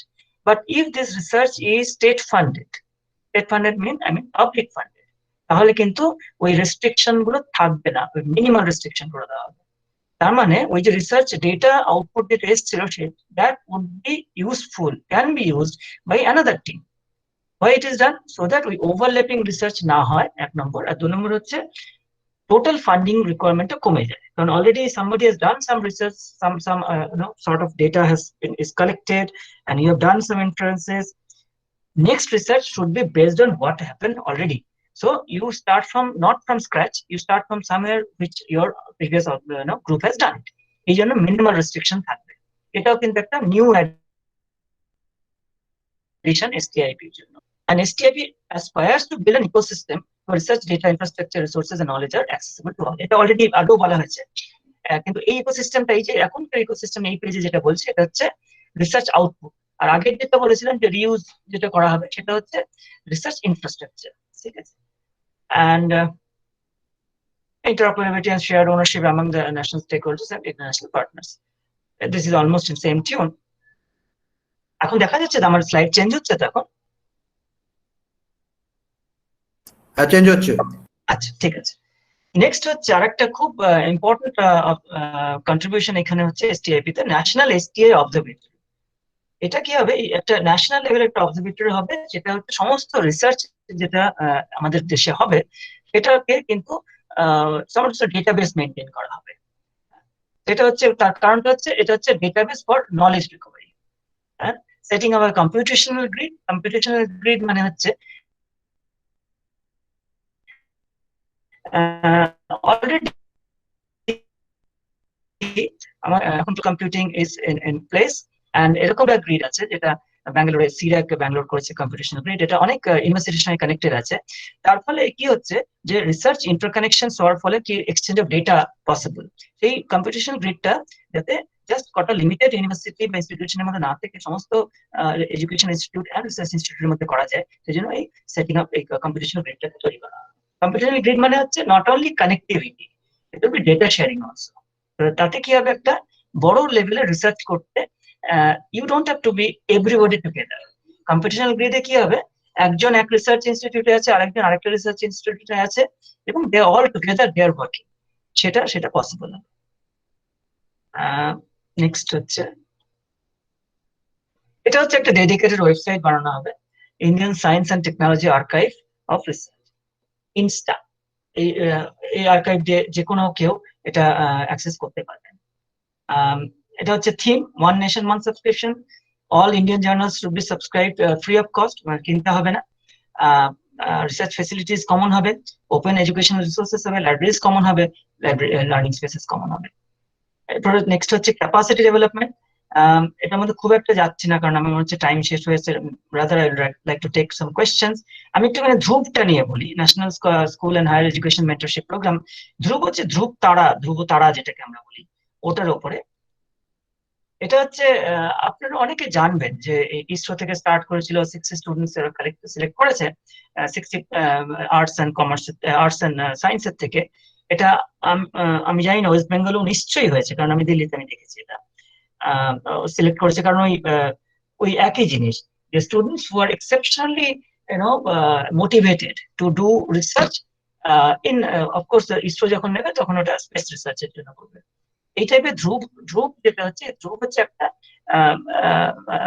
একটা টেমপ্লেটের মতো, মানে এইরকম ধ্রুবের মতো রিসার্চ প্রজেক্ট অনেক করতে হবে। এটাই এখানে লেখা হয়েছে, আগে লেখা হয়েছে national school of higher education and mentorship programme for example ধ্রুবের মতো আরো প্রোগ্রাম স্টার্ট হবে নেক্সট 5 এটা হচ্ছে 5 বছরের জন্য থাকবে এই যে STIP 2021।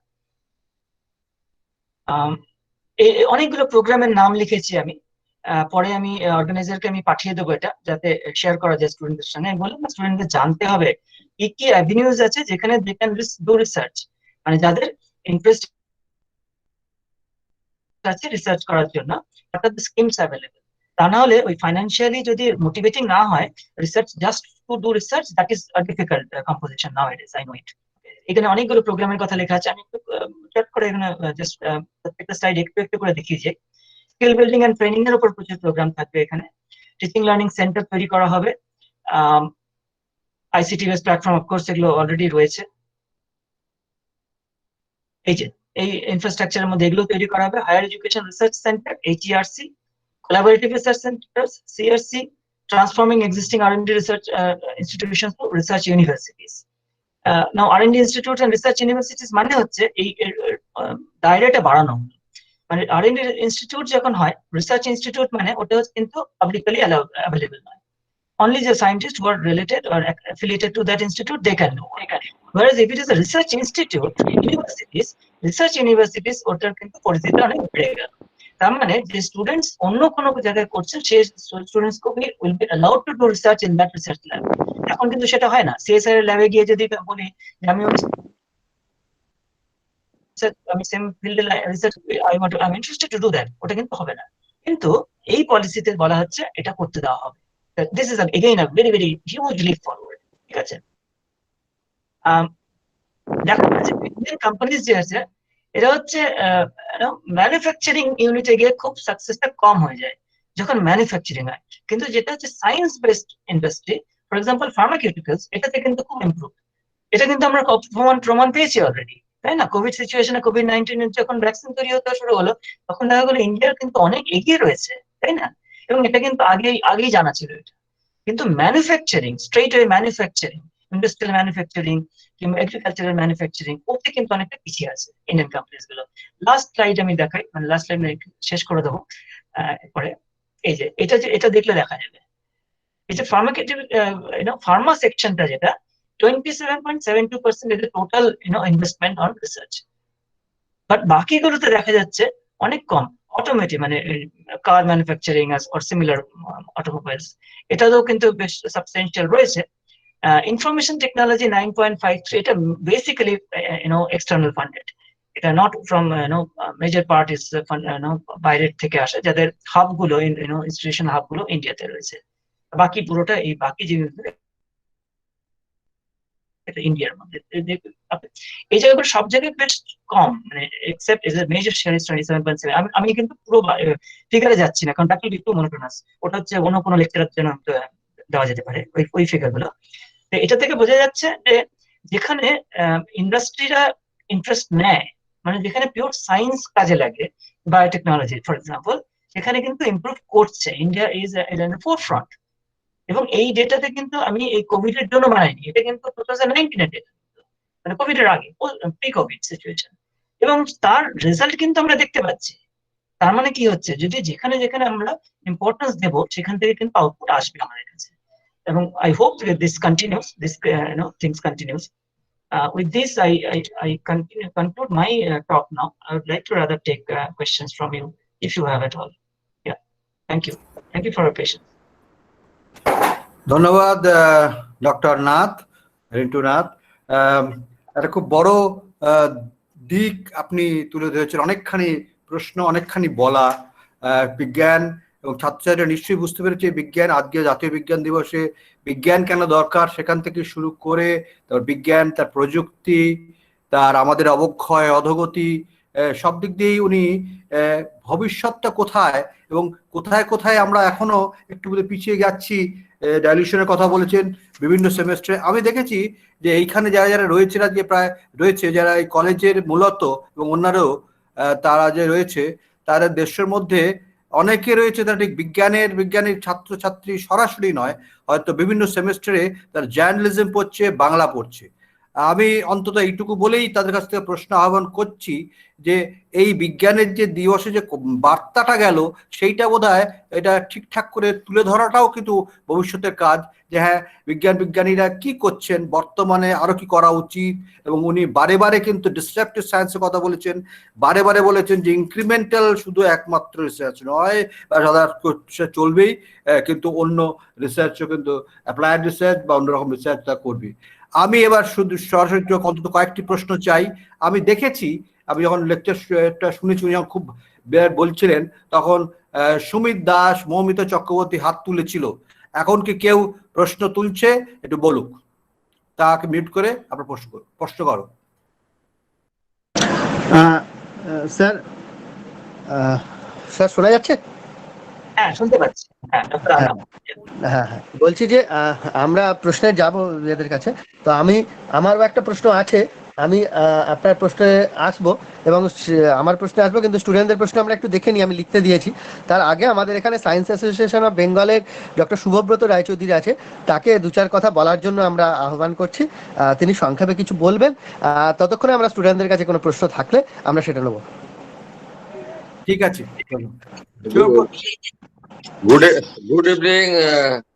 Good evening doctor Rintu Nath. আমি খুব খুশি হয়েছি যে আপনি আমাদের কোলাবোরেশনে আয়োজিত এই অনুষ্ঠানেতে এতগুলো ছাত্রকে আপনি কত সুন্দরভাবে বাংলায় কত সুন্দরভাবে প্রেজেন্টেশন করলেন, যে কিভাবে কি করা দরকার এবং কি কি প্রাসঙ্গিকতা আছে, কি কি তাদের স্কোপ আছে এবং কিভাবে তারা আস্তে আস্তে প্রসিড করবে। এটা একটা অত্যন্ত গুরুতর বিষয় নিয়ে আপনি আলোচনা করেছেন। এটার জন্য আপনাকে আমি আন্তরিক ধন্যবাদ জানাচ্ছি। আমাদের এই কলেজের যারা কর্তৃপক্ষ, যারা এই সুন্দর একটা আপনার এই লেকচারটা অর্গানাইজ করেছে এই অকেশনে, এবং আমাদের যে member doctor mister DP Sinha, তিনি কি সুন্দরভাবে এটাকে পরিচালনা করছেন। যেটা আমি সব থেকে বেশি ইন্টারেস্টেড বলতে চাই, সেটা নিশ্চয়ই আপনি আমার সঙ্গে একমত হবেন, যে আমরা ধরুন প্রায় 5 দশকের কাছাকাছি আমরা এই বিজ্ঞান আন্দোলন করছি, বিভিন্ন জায়গায় বিজ্ঞানকে নিয়ে যাচ্ছি, মানুষের ইনোভেশন করছি, সায়েন্স এক্সিবিশন করছি, সেখান থেকে ভালো ভালো মডেলকে তুলছি, তাদেরকে পুরস্কার দিচ্ছি, স্কুল লেভেলে ছাত্রছাত্রীদের মধ্যে তাদেরকে সজাগ করছি। এই পার্ট অফ দি অ্যাক্টিভিটিসটা তো চলছে বহুদিন ধরে, এবং সেটা পশ্চিমবঙ্গে একটা অগ্রণী ভূমিকা সায়েন্স ক্লাব এবং অর্গানাইজেশন, যারা যে সমস্ত সায়েন্টিফিক অর্গানাইজেশন গুলো আছে, তারা একটা অগ্রণী ভূমিকা নিয়েছে। প্রত্যেকটা অর্গানাইজেশন তারা এরকম আউটরিচ অ্যাক্টিভিটিস গুলোকে খুব এনকারেজ করেন, এবং এখন বর্তমানে কিছু কিছু ইউনিভার্সিটিও আছে, মৌলানা আবুল কালাম আজাদ ইউনিভার্সিটিও আছে, এরাও ছাত্রদের কাছে এইসব আউটরিচ অ্যাক্টিভিটিস গুলোকে নিয়ে যাচ্ছে। কিন্তু যেটা আমার কাছে সব থেকে মনে হয়েছে, যে এই যে আমরা যেসব কাজগুলো ছাত্ররা করছে, এবং এই পশ্চিমবঙ্গ থেকে আপনি বললেন না যে এখান থেকে আসছে, রেসপন্সটা আরেকটু ভালো হলে ভালো হয়, এটা আপনার সঙ্গে আমি একমত। আমি বিগত কয়েক বছর দেখছি যে সমস্ত আপনাদের ইনোভেটিভ প্রজেক্টস মডেলস গুলো যেগুলো আমরা ছাত্ররা করছে, তাতে হয়তো পশ্চিমবঙ্গ থেকে খুব সীমিত নম্বর অফ স্টুডেন্টসরা তারা ন্যাশনাল লেভেলেতে গিয়ে ভালো পারফরমেন্স করছে। এবং এই যে ছাত্ররা যারা কাজ করেছে বা করছে, তাদের একটা ব্যাকগ্রাউন্ড আছে, তাদের দেখা গেছে যে তাদের এই কাজের সূচনার পেছনে রয়েছে তাদের একটা অসাধারণ প্যারেন্টাল কেয়ার এবং স্কুলের একটা বিরাট কন্ট্রিবিউশন, এবং তাদের এই যে সার্চিং যে ব্যাপারগুলো থাকে, বিভিন্ন জিনিসকে তাদেরকে কৌতূহল করবার জন্য যে প্রচেষ্টা, সেটা কিন্তু মাস্টারমশাইদের মধ্যে লক্ষ্য করা গেছে অনেক ক্ষেত্রে।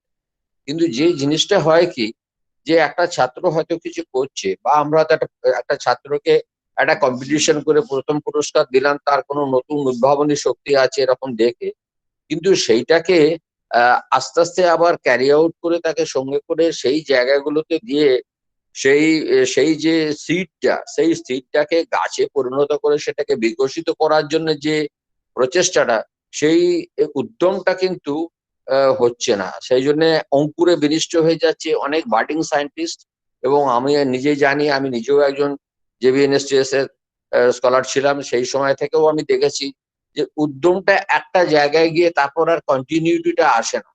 এখন আমার মধ্যে উদ্যম থাকলেও পারিপার্শ্বিক এবং অন্যান্য যে সমস্ত সহমত হওয়ার যে পরিকল্পনাটা, সেটা থাকছে না। আপনি একটা কথা খুব ইম্পর্টেন্ট বলেছেন, যে আমাদের কিন্তু একমত হয়ে একটা টার্গেট নিয়ে আমাদেরকে এগোতে হবে। আমরা একটা ছাত্রের যখন এরকম বিকশিত চেতনা যখন দেখি, তারা যখন বার্ডিং হচ্ছে, তারা যখন সুন্দরভাবে একটা জিনিসকে রোল ইন করে তারা সেটাকে প্রকাশ করবার চেষ্টা করছে, তখন কিন্তু আমরা নানা রকম ভাবে নানা মত দিই, কিন্তু আমরা আসল পয়েন্টটাকে খুঁজে বার করতে হবে। সেই আসল পয়েন্টটা অনেক সময় হয় না, সেই জন্য অনেক অনেক কাজ গিয়েও সেটা প্রস্ফুটিত হচ্ছে না। এই এক নম্বর। দ্বিতীয় কথা হচ্ছে যে এই যে সমস্ত ন্যাশনাল লেভেলের পলিসির কথা আপনি বললেন, খুবই ভালো। এবং এর আগেও সায়েন্স পলিসি নিয়ে আমরা আলোচনাও করেছিলাম ডিএসটি তে, অনেক কমিটিতেও আমি সেখানে ছিলাম। এই ইনোভেশন কমিটির মধ্যে যেটাকে ছাত্রদের জায়গায় যেখানে ঢুকানো হচ্ছে, সেখানে কিন্তু একটা ইন্ডাস্ট্রি এবং একাডেমির এবং স্কুল ইনস্টিটিউশনস গুলোর একটা কিন্তু বিরাট ভূমিকা আছে। সেই ভূমিকাটার জন্য তাদের যে সমস্ত কোন রকম তাদেরকে ফাইন্ড আউট করতে হবে যে তারা সত্যি সত্যি যেসব ট্যালেন্টস পাচ্ছে বা সেগুলো কিভাবে নার্চার করে এগিয়ে নিয়ে যেতে হবে, এই ব্যাপারগুলো তাদেরকে আরো বেশি সজাগ হতে হবে। আমার মনে হয় যে আপনি আমার সঙ্গে এটাতে একমত হবে। এবং এই যে ছাত্রদের যে এই ইনোভেটিভ স্কিলটা রয়েছে, এই স্কিলটাই কিন্তু আজকের দিনে সব থেকে বেশি প্রাসঙ্গিক। শুধু সায়েন্স টেকনোলজি নয়, এখন তো দেখতেন যা কিছু যাচ্ছি আমরা। এবার যদি আমরা সায়েন্স অ্যান্ড টেকনোলজির যে পলিসিটা দিয়েছে গভর্নমেন্ট অফ ইন্ডিয়া, তাহলে ওই ডিজিটালের কথা বলেছি, ডিজিটাইজেশন করা ইত্যাদি। যা কিছু করি এখন আমাকে কিন্তু কম্পিউটার এবং ডিজিটাল মিডিয়াটাকে আমাকে ভালোভাবে জানতে হবে, ইউজ করতে হবে। এবং সেটা আমরা এই যে কোভিড সিচুয়েশনস এর মধ্যে আমরা যে অনলাইন সিস্টেমস এর মধ্যে যে পড়াশোনা, ডিসকাশন, সেমিনার, ইন্টারন্যাশনাল কনফারেন্স যেটা করছি, এটার মধ্যে থেকে আমরা অনেক আপগ্রেডেড হয়েছি। এবং এর মধ্যে দিয়ে আরো কত নতুন নতুন জিনিসও কিন্তু বেরিয়ে আসছে। সেই জায়গাটাতে কিন্তু আমাদের টার্গেট করে এখন যে সময়টা এসেছে, এই যে কম্বিনেশনস অফ দি হোল, অর্থাৎ আমি একটা স্টুডেন্ট হয়েও, একটা ইনস্টিটিউশন হয়েও আমি আরো 10 জনের সঙ্গে ইন্টারাকশন করে আমার যে পয়েন্টটাকে ক্লিয়ার করতে পারছি কিনা, সেই গ্রিভান্সেস গুলোকে কিন্তু আমাদের অ্যাড্রেস করতে হবে। এবং সেইটাই কিন্তু আমাদের মতো কমিউনিকেটর এবং কমিউনিকেটিং এজেন্সিস, কলেজেস এবং বিজ্ঞান প্রসার, এদের একটা বিরাট ভূমিকা আছে। সেজন্য আমি বলছি যে এটা অত্যন্ত এখন গুরুতর সময়। এবং পশ্চিমবঙ্গের আমি দেখেছি যে ট্যালেন্টের কিন্তু কিছু অসুবিধে নেই। এরা এখনকার যেসব ছাত্ররা যারা এখানে এসেওছে, এরা কিন্তু আমাদের থেকে অনেক বেশি ইন্টেলিজেন্ট। আমি দেখেছি অনেক অনেক সময় আমাকেও অনেক অনেক জিনিস তাদের কাছ থেকে শিখতে হয়, এবং আমার কোনো লজ্জা নেই যে আমি জানি না বলে। কিন্তু আমার মনে হচ্ছে যে এই যে তাদের যে এত শার্প এবং এত অ্যাডাপ্টিবিলিটি আছে, এবং জানবার জন্য যে জিজ্ঞাসা বা অন্বেষক যে একটা ভাবধারা রয়েছে, এইটাকে প্রস্ফুটিত করতে পারলে, আপনার অনেক কিছু এনকারেজ করতে পারলে অনেক আপনি ভালো ভালো ভালো ভালো মেধা বেরিয়ে আসবে। সেই জায়গাটাতে আমরা সক্রিয় হবে। এবং আমার মনে হয় যে টিচার্সরা এই যে একটা কলেজে, এতগুলো কলেজের মধ্যে থেকে এই যে একটা কলেজ একটা এত সুন্দরভাবে একটা প্রোগ্রাম অর্গানাইজ করছে, এটাও কিন্তু একটা খুব ব্যতিক্রম। কাজে এইরকম ব্যতিক্রম হোক না, ওটা 4-10কে নিয়ে আমরা শুরু করি এবং এটা ইন্টিগ্রেট করবে, এটাই আমাদের টার্গেট থাকবে সায়েন্স। এই মেসেজটা হ্যাঁ, আমি কল করে দিতে চাই। ডক্টর সৌম্যব্রত, আমি এগ্রি করি। দুটো কথা। এক নম্বর হচ্ছে, যখন আমি জানতে পারলাম যে এখানে সায়েন্স কমিউনিকেটর অনেকে আছে, খুব ভালো। কারণ সায়েন্স কমিউনিকেটর, যদি সায়েন্স কমিউনিকেট করতে পারেন, তার প্রথম আমার এজেন্ডা ছিল এটা, appreciation for science in the community. তো সেটা খুব দরকার। আমি জানি না কজন যে সায়েন্স ডে এর সেলিব্রেশনের কথাটা নিজের সোসাইটিকে জানাবে। আমি আশা করব আপনারা যারা সায়েন্স কমিউনিকেটর তারা জানাবেন, যাতে ওভারঅল অ্যাপ্রিসিয়েশনটা বাড়ে। এটা সায়েন্স ডে সেলিব্রেশনের জন্য নয়, এটা আমি বললাম, সবার জন্য, সব সময়ের জন্য। আর দ্বিতীয় কথা যেটা ডক্টর সুব্রত বললেন, যে এই যে বার্ডিং সায়েন্টিস্ট, স্টুডেন্ট যার মধ্যে একটা স্পার্ক দেখা যাচ্ছে, সেটা মেন্টরিং করতে হবে। মেন্টরশিপটা খুব দরকার।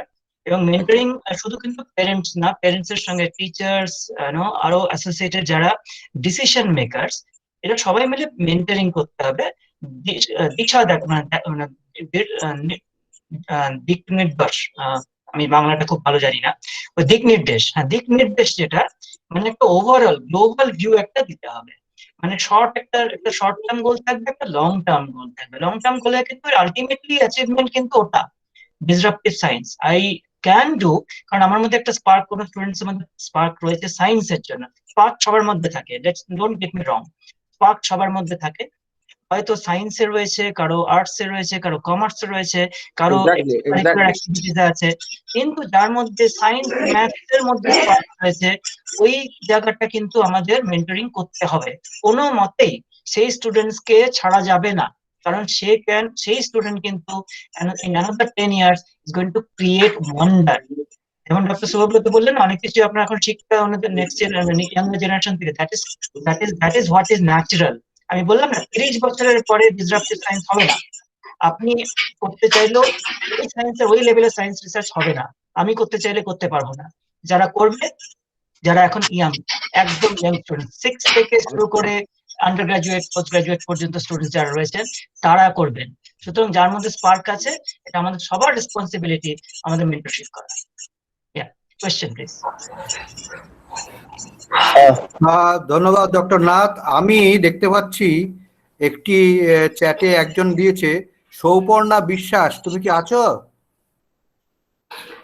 তুমি যা লিখেছো দ্বিতীয় শব্দটাই বুঝতে পারছি না। দ্বিতীয় একটা হচ্ছে ইলেকট্রিক কার আমাদের কোনো সলিউশন দেয় না, do not solve the problem of environment, it brings external কম্বাসশন।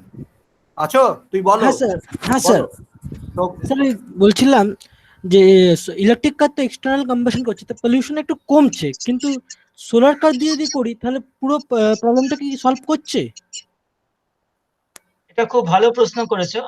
আমি যেটা বলেছিলাম যে অনেক সময় কি হচ্ছে যে প্রবলেম যেটা সলিউশন না করে ওটাকে দূরে সরানো হচ্ছে, দূরে সরিয়ে দিয়ে ভাবছে যে সলিউশন হয়েছে। এক্সাম্পল আমি দিয়েছিলাম ইলেকট্রিক কারে কি হচ্ছে, পলিউশন মনে হচ্ছে কমে যাচ্ছে, কিন্তু মানে it can be prove solution actually pollution বাড়বে। তার কারণ বলেছিলাম কেন, যে ইলেকট্রিসিটি তৈরি করতে যে থার্মাল পাওয়ার লাগে, সেই থার্মাল পাওয়ারটা বেশিরভাগ সময় কোল বার্নিং করে আছে। তাহলে কি হচ্ছে, টোটাল এনভায়রনমেন্ট পলিউশন বাড়ছে ইলেকট্রিক কার দিয়ে, যদি ইলেকট্রিক কারের সংখ্যা কন্টিনিউয়াস বাড়তে থাকে। তুমি যেটা বললে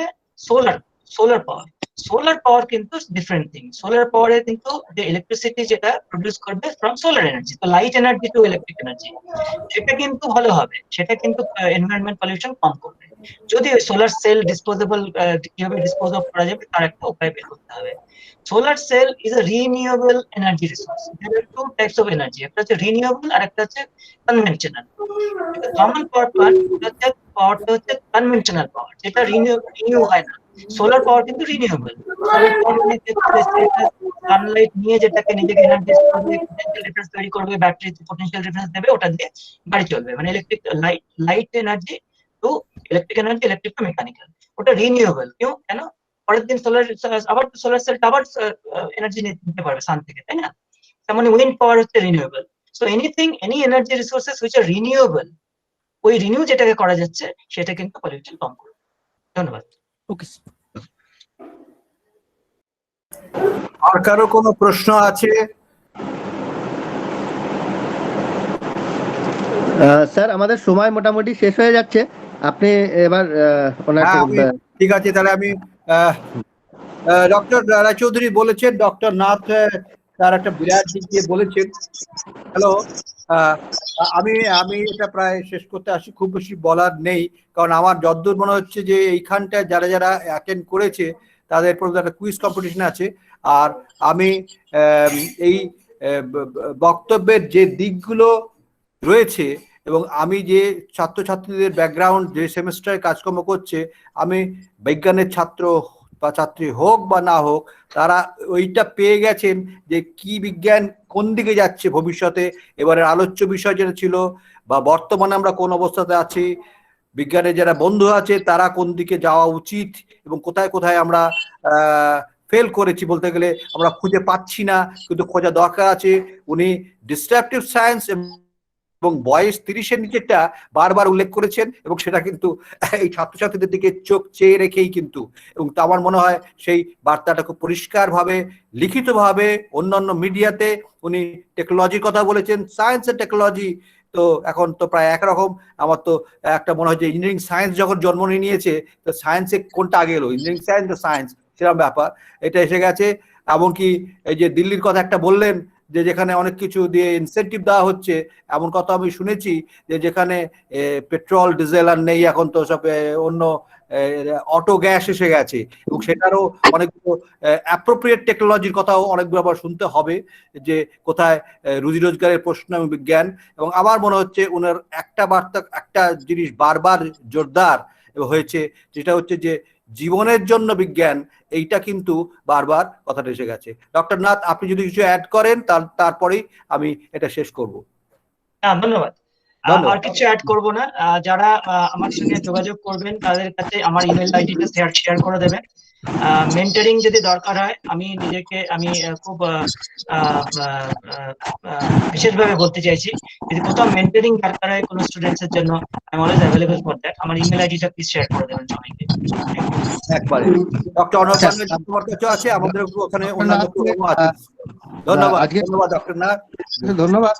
খুব সুন্দর এরকম আলোচনা আমরা শুনলাম, এবং আমাদের অনুষ্ঠান এইটা আরো একবার আমরা চাইবো, কারণ সায়েন্স পলিসি নিয়ে আরো আলোচনা এবং ডিটেলস আলোচনা করা দরকার।